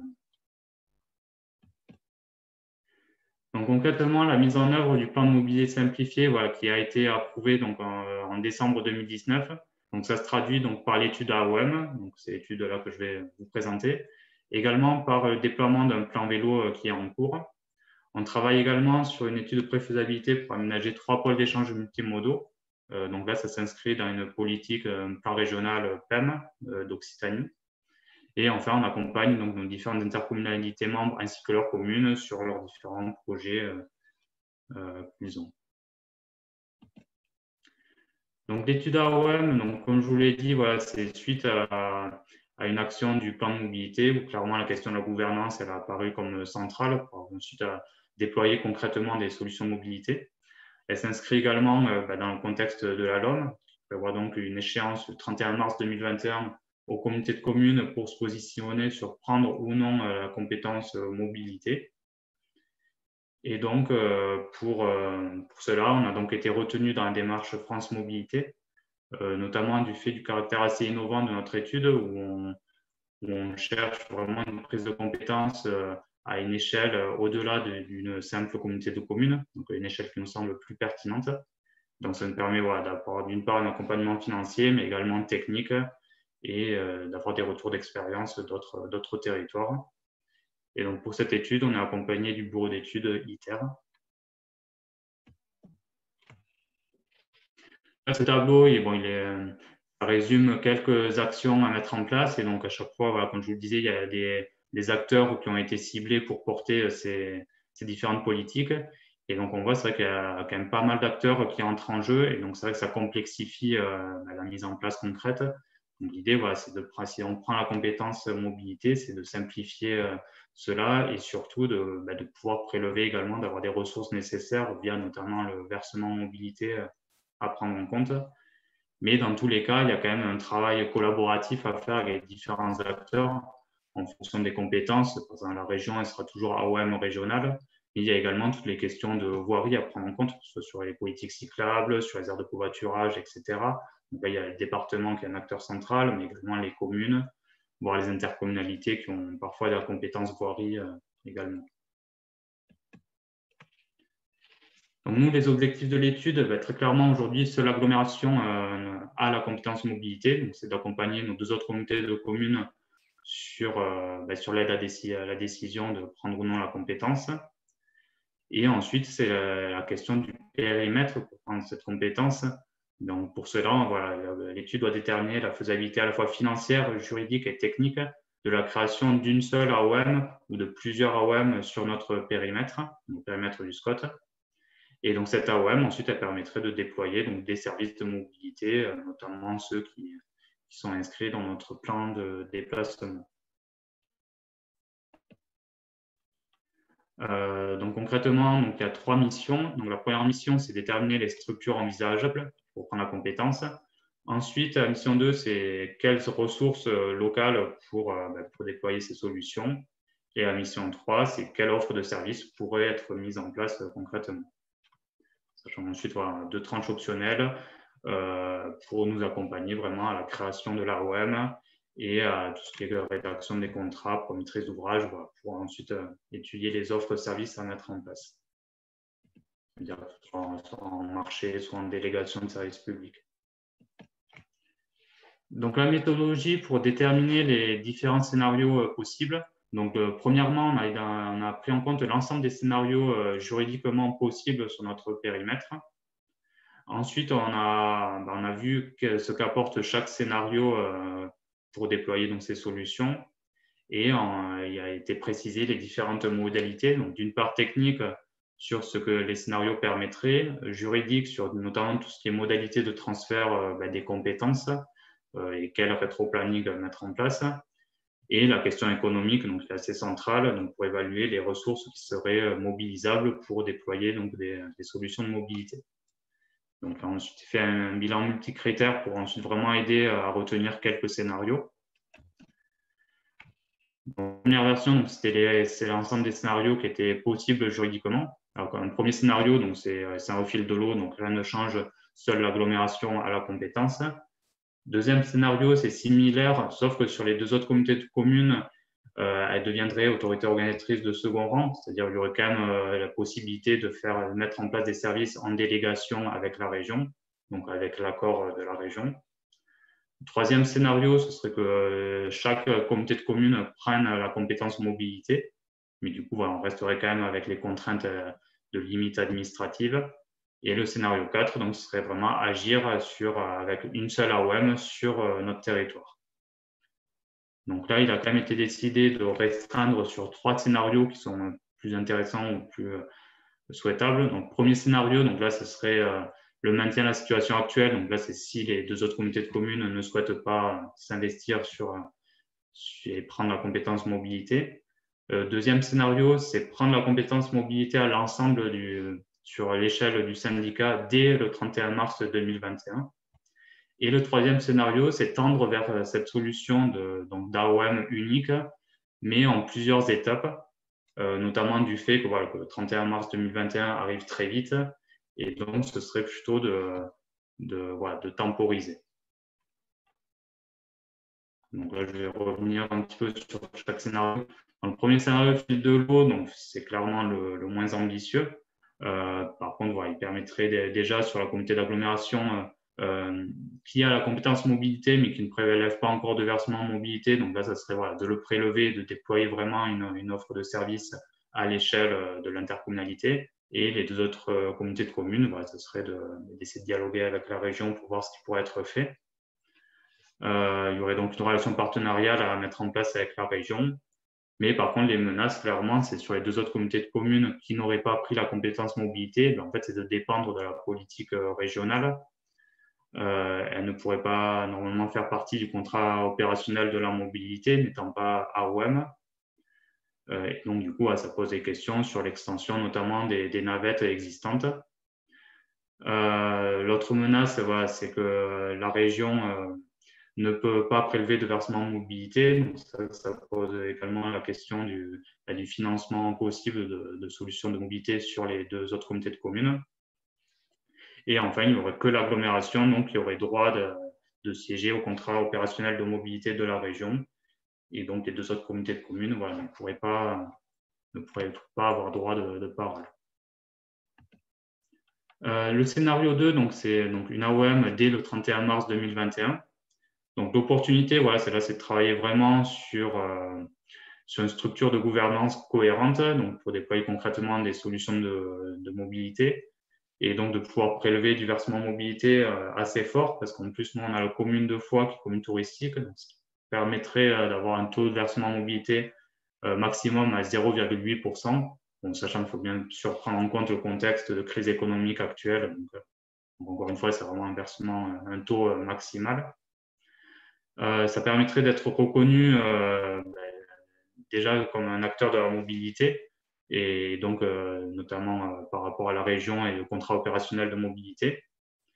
Et ça permettrait de développer une ingénierie commune à l'échelle du syndicat, donc une ingénierie plus étoffée pour travailler sur différentes thématiques de mobilité.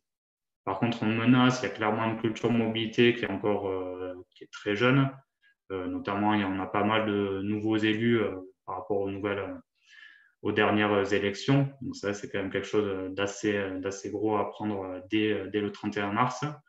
Il y a également la difficulté d'instaurer un versement mobilité en 2021, comme je vous l'ai dit, notamment au regard du contexte de crise actuelle, sachant que nous, on a pas mal d'inégalités sur notre territoire, entre les territoires où il y a quand même pas mal de grosses administrations. Donc, le versement mobilité est plutôt prélevé sur les administrations et après sur d'autres territoires où là, au contraire, ça touche plus des entreprises qui ont été assez durement touchées par la crise, notamment par rapport au secteur aéronautique. Donc voilà, c'est vrai que là, ça pose quand même une difficulté. Autre menace, c'est un partenariat régional qui est assez peu favorable parce que ça laisse peu de temps pour vraiment dialoguer, pour voir ce qui peut être fait, éventuellement passer des conventions sur certaines lignes régionales, éventuellement les renforcer ou autres. Et après, voilà, comme je l'ai dit, contribution différenciée des EPCI au projet de mobilité, notamment au regard du tissu économique et donc de la faculté de prélever du versement mobilité. Et le troisième scénario, donc là, c'est scénario en deux temporalités. Donc la première temporalité, donc c'est au 31 mars, donc les deux comités de communes ne prennent pas la compétence mobilité. Donc seule l'agglomération aurait cette compétence et donc déploierait cette compétence à l'échelle intercommunale. Mais par contre, voilà, dans un temps à moyen terme, il y aurait la création d'un syndicat de mobilité. Et donc là, les deux comités de communes pourraient demander le transfert de la compétence de la région, puis la retransférer au syndicat. Donc l'opportunité, clairement, voilà, c'est de permettre de travailler sur un projet de mobilité avec une traduction opérationnelle vraiment progressive pour s'approprier de la compétence mobilité. Donc les deux comités de communes pourraient bénéficier du retour d'expérience de l'agglomération et vraiment voilà, s'acculturer pour monter progressivement sur les sujets de mobilité. Il y aurait également la possibilité de prélever du versement mobilité à l'échelle du syndicat sur une durée plus longue où on peut espérer qu'on serait plutôt en sortie de crise. Il y aurait également la création, faciliter un partenariat fort avec la région sur un projet commun. Parce que là, on n'aurait plus la date limite du 31 mars, mais voilà, ça pourrait prendre, discussion pourrait prendre plus de temps. Et donc, ça permettrait de devenir un acteur important de la mobilité, et reconnu et légitime. Donc, s'il y aurait une menace, par contre, il y a comment garantir la réussite du projet sans une structure légitime dès le 31 mars, parce que du coup, ça reposerait sur des engagements politiques, mais il n'y aurait pas de syndicat à mobilité de créer. Il y a également le fait voilà, qu'il n'y a aucune garantie sur les souhaits de la région de déléguer des compétences mobilité pour les deux autres communautés de communes. Donc, ça pose la question de eux, leur souhait notamment d'étendre les différentes navettes communales ou de travailler sur des politiques de mobilité. Donc là, ils seraient vraiment dépendants de la politique régionale, sachant encore une fois que voilà, la région n'a pas la possibilité de prélever du versement mobilité. Donc, encore une fois, quel financement possible? Et l'autre menace, ce serait d'avoir une dynamique qui s'essouffle au fil du temps, avec seule l'agglomération qui déploie des offres de mobilité et les deux comités de communes qui pourraient rester un peu en retrait. Donc, par rapport à cette menace, en fait, ça pose la question de la phase transitoire. Et là, voilà, quel rôle pour le syndicat mixte du SCOT? Donc, un des enjeux, c'est vraiment de continuer à avoir des liens étroits entre les trois intercommunalités pour tendre vraiment sur un syndicat unique à moyen terme. Moyen terme, c'est 2-3 ans, voire 5 ans maximum. Et donc, l'objectif, voilà, c'est de recentrer le syndicat comme acteur majeur de la mobilité, notamment sur le travail partenarial qu'il faudra avoir avec l'agglomération dans le cadre de déploiement de sa stratégie mobilité, de bien inclure ensuite les liens futurs vers les deux autres communautés de communes. Également travailler sur le bassin de mobilité qui sera défini par la région et qui, nous, dans la proposition de notre plan de mobilité, ce serait le bassin du SCOT, l'échelle la plus pertinente, que ce soit en bassin, notamment en termes de bassin de vie, en termes d'échange de flux de mobilité. Ce serait que le SCOT puisse directement échanger avec la région dans le cadre des évolutions des offres de mobilité. Notamment, on les a déjà interpellés, par exemple, sur la question de desserte des zones d'activité, où voilà, qui pose problème car souvent éloignés des réseaux de transport existants. Et ensuite, il y a la possibilité éventuellement que le syndicat du SCOT participe au comité de partenaires, voire même au contrat opérationnel de la mobilité qui seront mis en place par la région. Donc voilà, pour intégrer, pour que le SCOT ait vraiment cette place centrale, il sera nécessaire de faire une modification statutaire dès 2021. Sachant que voilà, sa portée resterait toutefois limitée, il faudrait quand même qu'il y ait toujours un portage politique fort qui suive. Voilà, là j'ai terminé ma présentation, mais si éventuellement vous avez d'autres questions plus précises, voilà, je vous laisse également mes coordonnées pour pouvoir nous joindre. Merci beaucoup pour votre présentation. Alors, Madame Mouvet avait une question, donc je vais peut-être la laisser la poser. Pardon. Hop, pardon, bonjour. Oui, du coup, j'ai vu qu'il y avait plusieurs scénarios au tout démarrage et un scénario et 3 scénarios de travail. Dans le scénario un peu, le dernier scénario, c'était un peu l'idée d'une transition. Du coup, pourquoi avoir écarté le scénario où en fait les comités de communes prenaient la compétence et du coup, la région continuait à faire ses services, les CC pouvaient monter en compétences et potentiellement réfléchir à terme à un syndicat mixte, mais du coup, pendant la marge de manœuvre, enfin la temporalité, elle pouvait potentiellement intervenir et le SCOT pouvait aussi jouer ce rôle un peu de mutualisateur, de coordinateur. Voilà, donc c'était pour savoir pourquoi ce scénario-là avait été écarté. Le scénario, du coup, en 2 étapes. Alors, en fait, le souhait, c'est surtout ce que nos élus nous indiquent. C'est que c'est vrai que le 31 mars, ça arrive très bientôt. Et en fait, c'est le souhait surtout d'avoir une plus grande acculturation des élus sur les questions de mobilité et surtout de pouvoir avoir vraiment un travail de dialogue et d'échange avec la région qui soit plus long et plus en profondeur sur ce qui pourrait être fait. Sachant que ça, je n'avais pas précisé, mais il y aurait également la possibilité que la région intègre le syndicat qui serait réalisé. Dans ce cas, bon, ce serait le scénario le plus ambitieux, mais qui permettrait vraiment de répondre au mieux et de déployer le plus efficacement des solutions de mobilité. Des solutions de mobilité portées par la région, mais après ou par le syndicat mixte. Mais voilà, l'idée, c'est vraiment de temporiser parce que d'une part, voilà, il y a la question du versement mobilité en sortie de crise qui est compliquée à mettre en place. Donc, ça reste la question pourquoi prendre la compétence dès le 31 mars si finalement on sait qu'on sera quand même limité sur les offres de services que l'on pourra déployer. Mais c'est surtout voilà, pour assurer les élus et pour avoir une relation plus apaisée avec la région que l'on choisit finalement de prendre vraiment la compétence à l'échelle du syndicat sur une durée plus longue. J'ai une question relative à ça. Admettons, donc Mme Mouvet pourra sûrement y répondre, une communauté de communes ne se sent pas prête à prendre la compétence mobilité au 31 mars. Est-ce qu'elle a une possibilité de le faire plus tard? Alors, il n'y a que quelques cas de figure qui prévoient ça. C'est en cas soit de fusion avec une autre communauté de communes, ou sinon c'est en cas de création ou d'adhésion à un syndicat de transport, de mobilité. Donc nous c'est vraiment sur cette possibilité qui est offerte par la LOM, c'est de créer un scénario AOM au-delà du 31 mars 2021. Et du coup, dans ce scénario-là, vu qu'on a écarté, on est d'accord, hein, si vous avez les Comcom ont écarté la prise de compétences, si le syndicat ne se fait pas, elles ne seront jamais AOM du coup. Non, du coup, non, ce serait techniquement, en fait, elle demanderait le transfert de la compétence de la région, mais ça serait pour la déléguer directement de suite au syndicat. Donc, ça serait uniquement à l'échelle du syndicat que la compétence s'exercerait. Du coup, là, en fait, ce qu'on retient, c'est qu'en fait, les comités de communes sont très frileuses et que du coup, elles ne veulent pas, à minima, s'habiliter à être compétentes, en fait.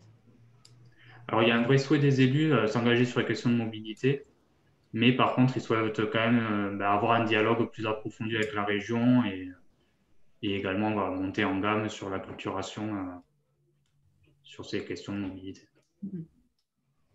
C'est un peu les mêmes tendances qu'on a vues sur la première matinale avec la communauté de communes de Ploërmel, qui attendait d'avoir plus de dialogue avec la région, notamment sur le transport en commun. C'était vraiment cet aspect-là qui leur permettait après de prendre la décision si oui ou non ils se positionnaient sur ça.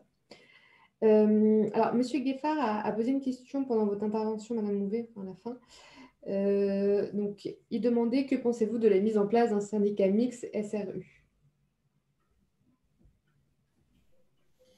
Alors, c'est un outil de coopération entre collectivités, donc sur ces aspects-là, l'État n'a pas vraiment de positionnement à avoir. Après, il y a des choses qui sont à noter, c'est que le syndicat mixte peut lever du versement mobilité additionnel. Après, dans le contexte actuel, ça reste compliqué, mais c'est une opportunité supplémentaire. Le département peut, quand bien même il n'est pas AOM, être compétent. Voilà. Après, tous ces outils de coopération, ça dépend effectivement du projet, de la manière dont le syndicat est mis en place. Donc, voilà, je n'ai pas de positionnement. C'est un outil qui peut être pertinent. Après, reste les collectivités membres à voir comment elles le mettent en place. Après, ça peut être aussi pour une communauté de communes, la capacité de rejoindre un syndicat mixte, ça peut être effectivement l'idée de lui confier les services qu'elle ne serait pas en capacité de faire, notamment les services un peu lourds. Voilà. Et puis également de renvoyer, renvoyer au syndicat la capacité à lever du versement additionnel. Donc voilà. Après, c'est un outil qui connaît un nouveau dynamisme à l'échelle régionale. Les premiers, là j'ai cité celui de l'Oise qui est ancien, c'est à l'échelle départementale. Voilà, on voit bien que ce n'est pas forcément des projets équivalents. Donc voilà. Ça dépend du territoire.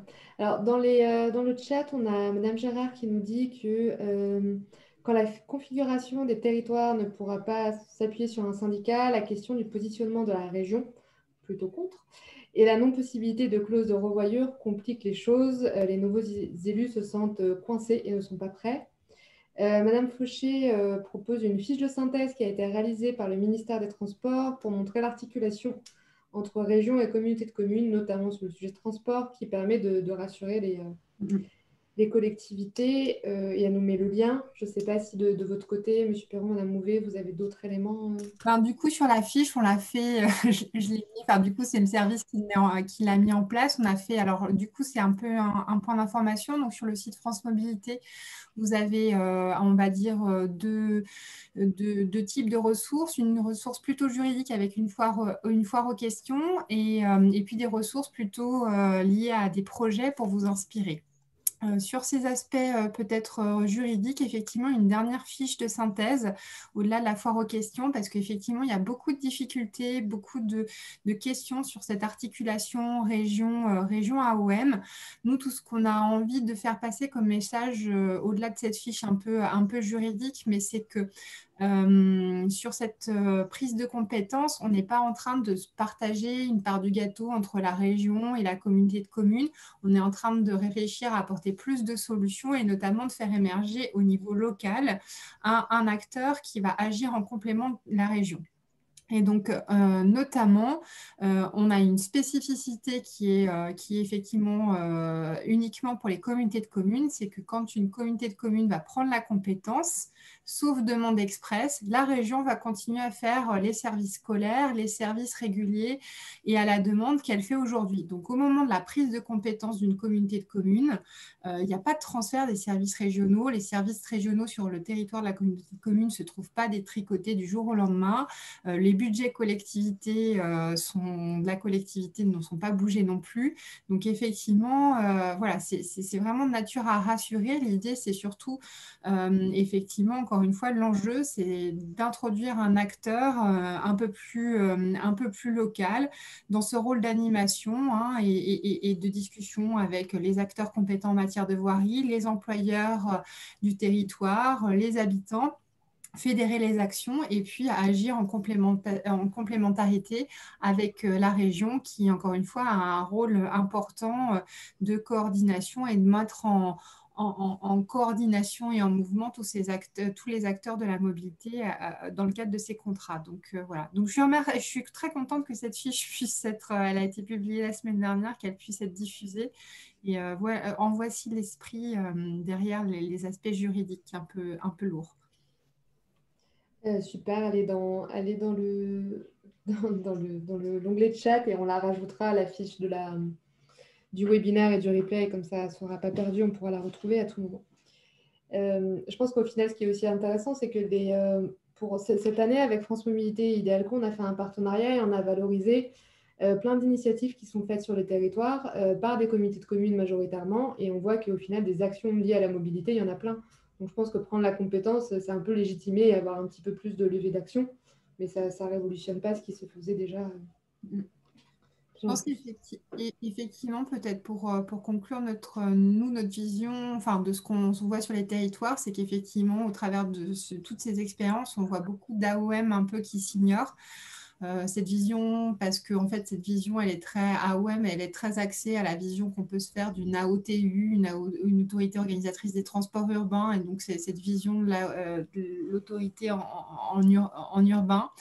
Je trouve que du coup, les communautés de communes, pour le coup, elles se saisissent un peu de ces questions-là avec cette approche un peu globale. On a beaucoup parlé des déplacements motorisés en voiture, le bouquet de services, la complémentarité. C'est vrai que c'est vraiment un modèle intéressant à développer. Moi, ce que je note effectivement, c'est qu'il y a au sein des collectivités un peu...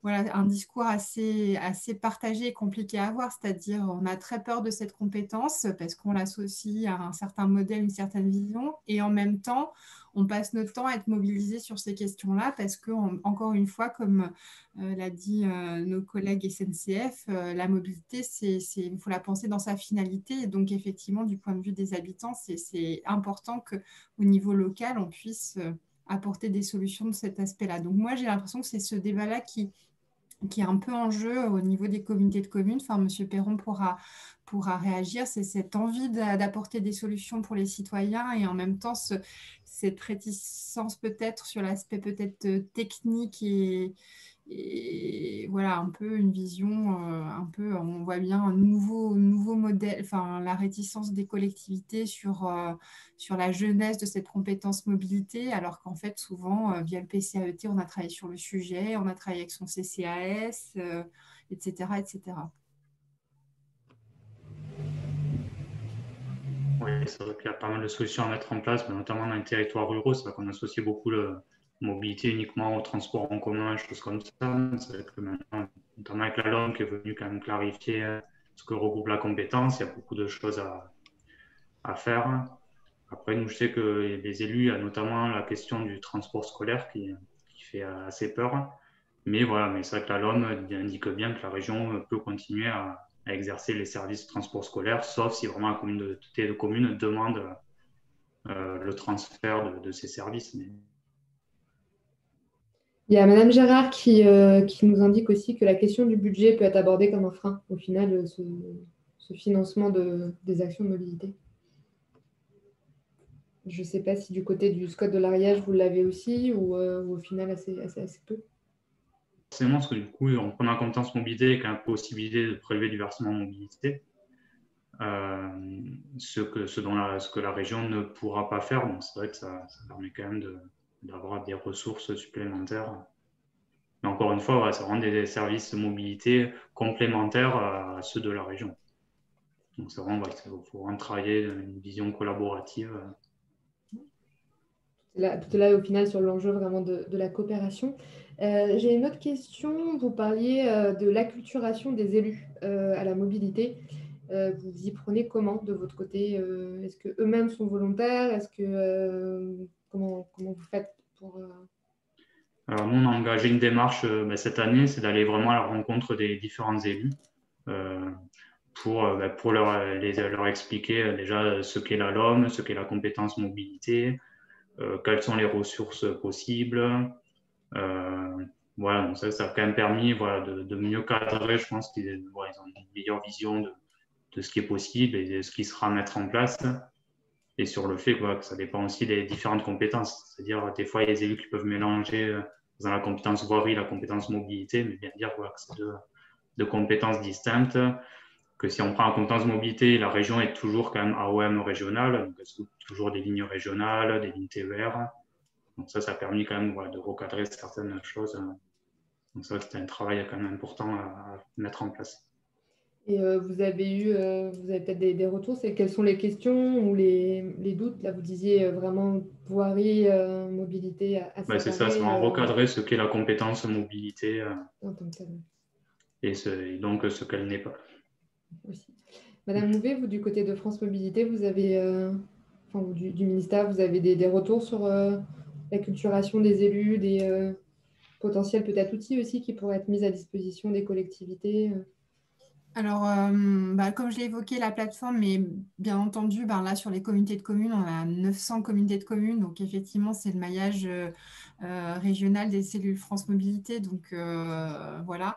Après, c'est une loi complexe. Alors, moi, j'ai tendance à dire, effectivement, source de souplesse aussi. Hein. C'est pour ça aussi qu'il faut la voir comme ça. Il y a quand même un gros travail, un peu, effectivement, de pédagogie sur, effectivement, cette notion de mobilité. Et effectivement, voilà, il y a par exemple sur le transport scolaire, très clairement, je leur dis encore une fois, la région peut continuer à faire le transport scolaire. C'était justement un souhait, d'une part, de ne pas imiter les services et de deux autres, de ne pas donner aux communautés de communes le poids de ce service-là. Donc voilà, c'est des choses sur lesquelles on a besoin de rassurer et encore à communiquer. Voilà, mais je trouve que, en tout cas, moi, la manière dont les communautés de communes peuvent se saisir de ces questions de mobilité, elle est intéressante justement parce qu'on se focalise moins sur l'aspect transport qui est finalement moins prégnante et on travaille sans doute plus dans une logique un peu plus de complémentarité. Il y a vraiment ce rôle de coopération qui est aussi beaucoup plus nécessaire sans doute. De travailler avec les employeurs, travailler les grands pôles de générateurs de flux. Et je pense qu'effectivement, nous, encore une fois, on encourage les communautés de communes à prendre la compétence pour effectivement faire émerger cet acteur au niveau local et faire peser un peu cette vision du territoire dans les débats locaux. Oui, c'est ce que vous disiez également avec des associations, qu'il y a plein d'associations locales qui peuvent aussi avoir plein d'idées et ça permet aux communautés de communes de les valoriser et en tout cas de s'appuyer sur elles sans que ce soit toujours vision nationale ou régionale. Alors, il semblerait que nous n'ayons plus de questions. Et il est 11h56, donc on est dans les temps précis. Est-ce que, on va laisser quelques minutes, le temps de voir si les spectateurs n'ont pas un doute qu'ils aimeraient écarter encore, ou des questions à vous poser. Je rappelle que tous les éléments seront à disposition sur le site Idealco et sur la chaîne YouTube de France Mobilité. J'en profite pour vous rappeler qu'on refait une conférence avec France Mobilité le 17 décembre pour parler financement des aménagements cyclables. Et ça sera la dernière de l'année avant de reprendre l'année prochaine. Et vous pouvez retrouver tout ce qu'on a fait avec France Mobilité. Il y a eu plein d'exemples de communautés de communes qui ont mis en place des services de mobilité pour différents publics, que ce soit via du vélo, via du covoiturage. Hier, c'était très intéressant. Ils ont des projets de services de bus pour les personnes seniors et leur donner accès à la culture. Donc, comme disait M. Lefebvre, au final, la mobilité vraiment comme une brique qui lie le côté social, culturel et les projets de territoire au final un peu plus complets. Donc, je vous invite à aller revoir les webconférences. On a plus de questions, mais on a donc Madame Fauché et Monsieur Fouillet qui vous remercient pour les présentations et les fiches qui sont vraiment très bien faites. Ouais. Moi, j'avais juste une petite intervention, c'est sur le sujet prise de compétence. Je voulais bien préciser, parce que j'ai vu un article sur la Gazette des communes il n'y a pas longtemps. Du coup, je voulais bien confirmer que sur le sujet prise de compétence, la première loi d'urgence a effectivement décalé l'échéance, c'est bien le 31 mars 2021 pour la première délib qui enclenche le processus, donc les communautés de communes, et ensuite les communes ont 3 mois pour se prononcer. À défaut, c'est le 1er juillet. Donc ça, c'est le premier point. Et et effectivement, dans cet article Gazette des communes, c'était évoqué le fait que la collectivité devait définir un peu sa stratégie au 31 mars. En fait, encore une fois, la prise de compétence vous invite à vous positionner, à vous habiliter à agir. Après, la montée en charge, elle vient ensuite, hein, c'est-à-dire qu'il ne faut pas avoir la liste des services à mettre en place en disant, bah voilà, il faut que le 31 mars, je puisse délibérer en disant, je vais mettre en place un service de transport à la demande, un service de covoiturage, etc. C'est la prise de décision en disant, quelles sont les raisons qui ne me conduiraient pas à prendre la compétence, voilà, et pour lequel la région serait plus outillée que moi. Voilà, donc c'est ça. Et une fois que la prise de compétence est faite, charge à la collectivité après de définir sa montée en charge. Voilà. Voilà, tout ne doit pas être ficelé le 31 mars, votre plan de mobilité, voilà, et on l'a vu avec le SCOT Vallée de l'Ariège, il faut aussi pouvoir se projeter à peut-être aussi plus long terme en se disant on travaille sur un travail de coopération et puis peut-être qu'à terme ce sera un syndicat mixte, voilà. Merci beaucoup pour cette dernière précision, en espérant que ça a rassuré certains sur collectivité qui avaient encore des doutes. Merci à vous trois pour vos présentations très intéressantes et à tous les spectateurs d'avoir assisté aux 3 matinales. Et je vous souhaite bon appétit.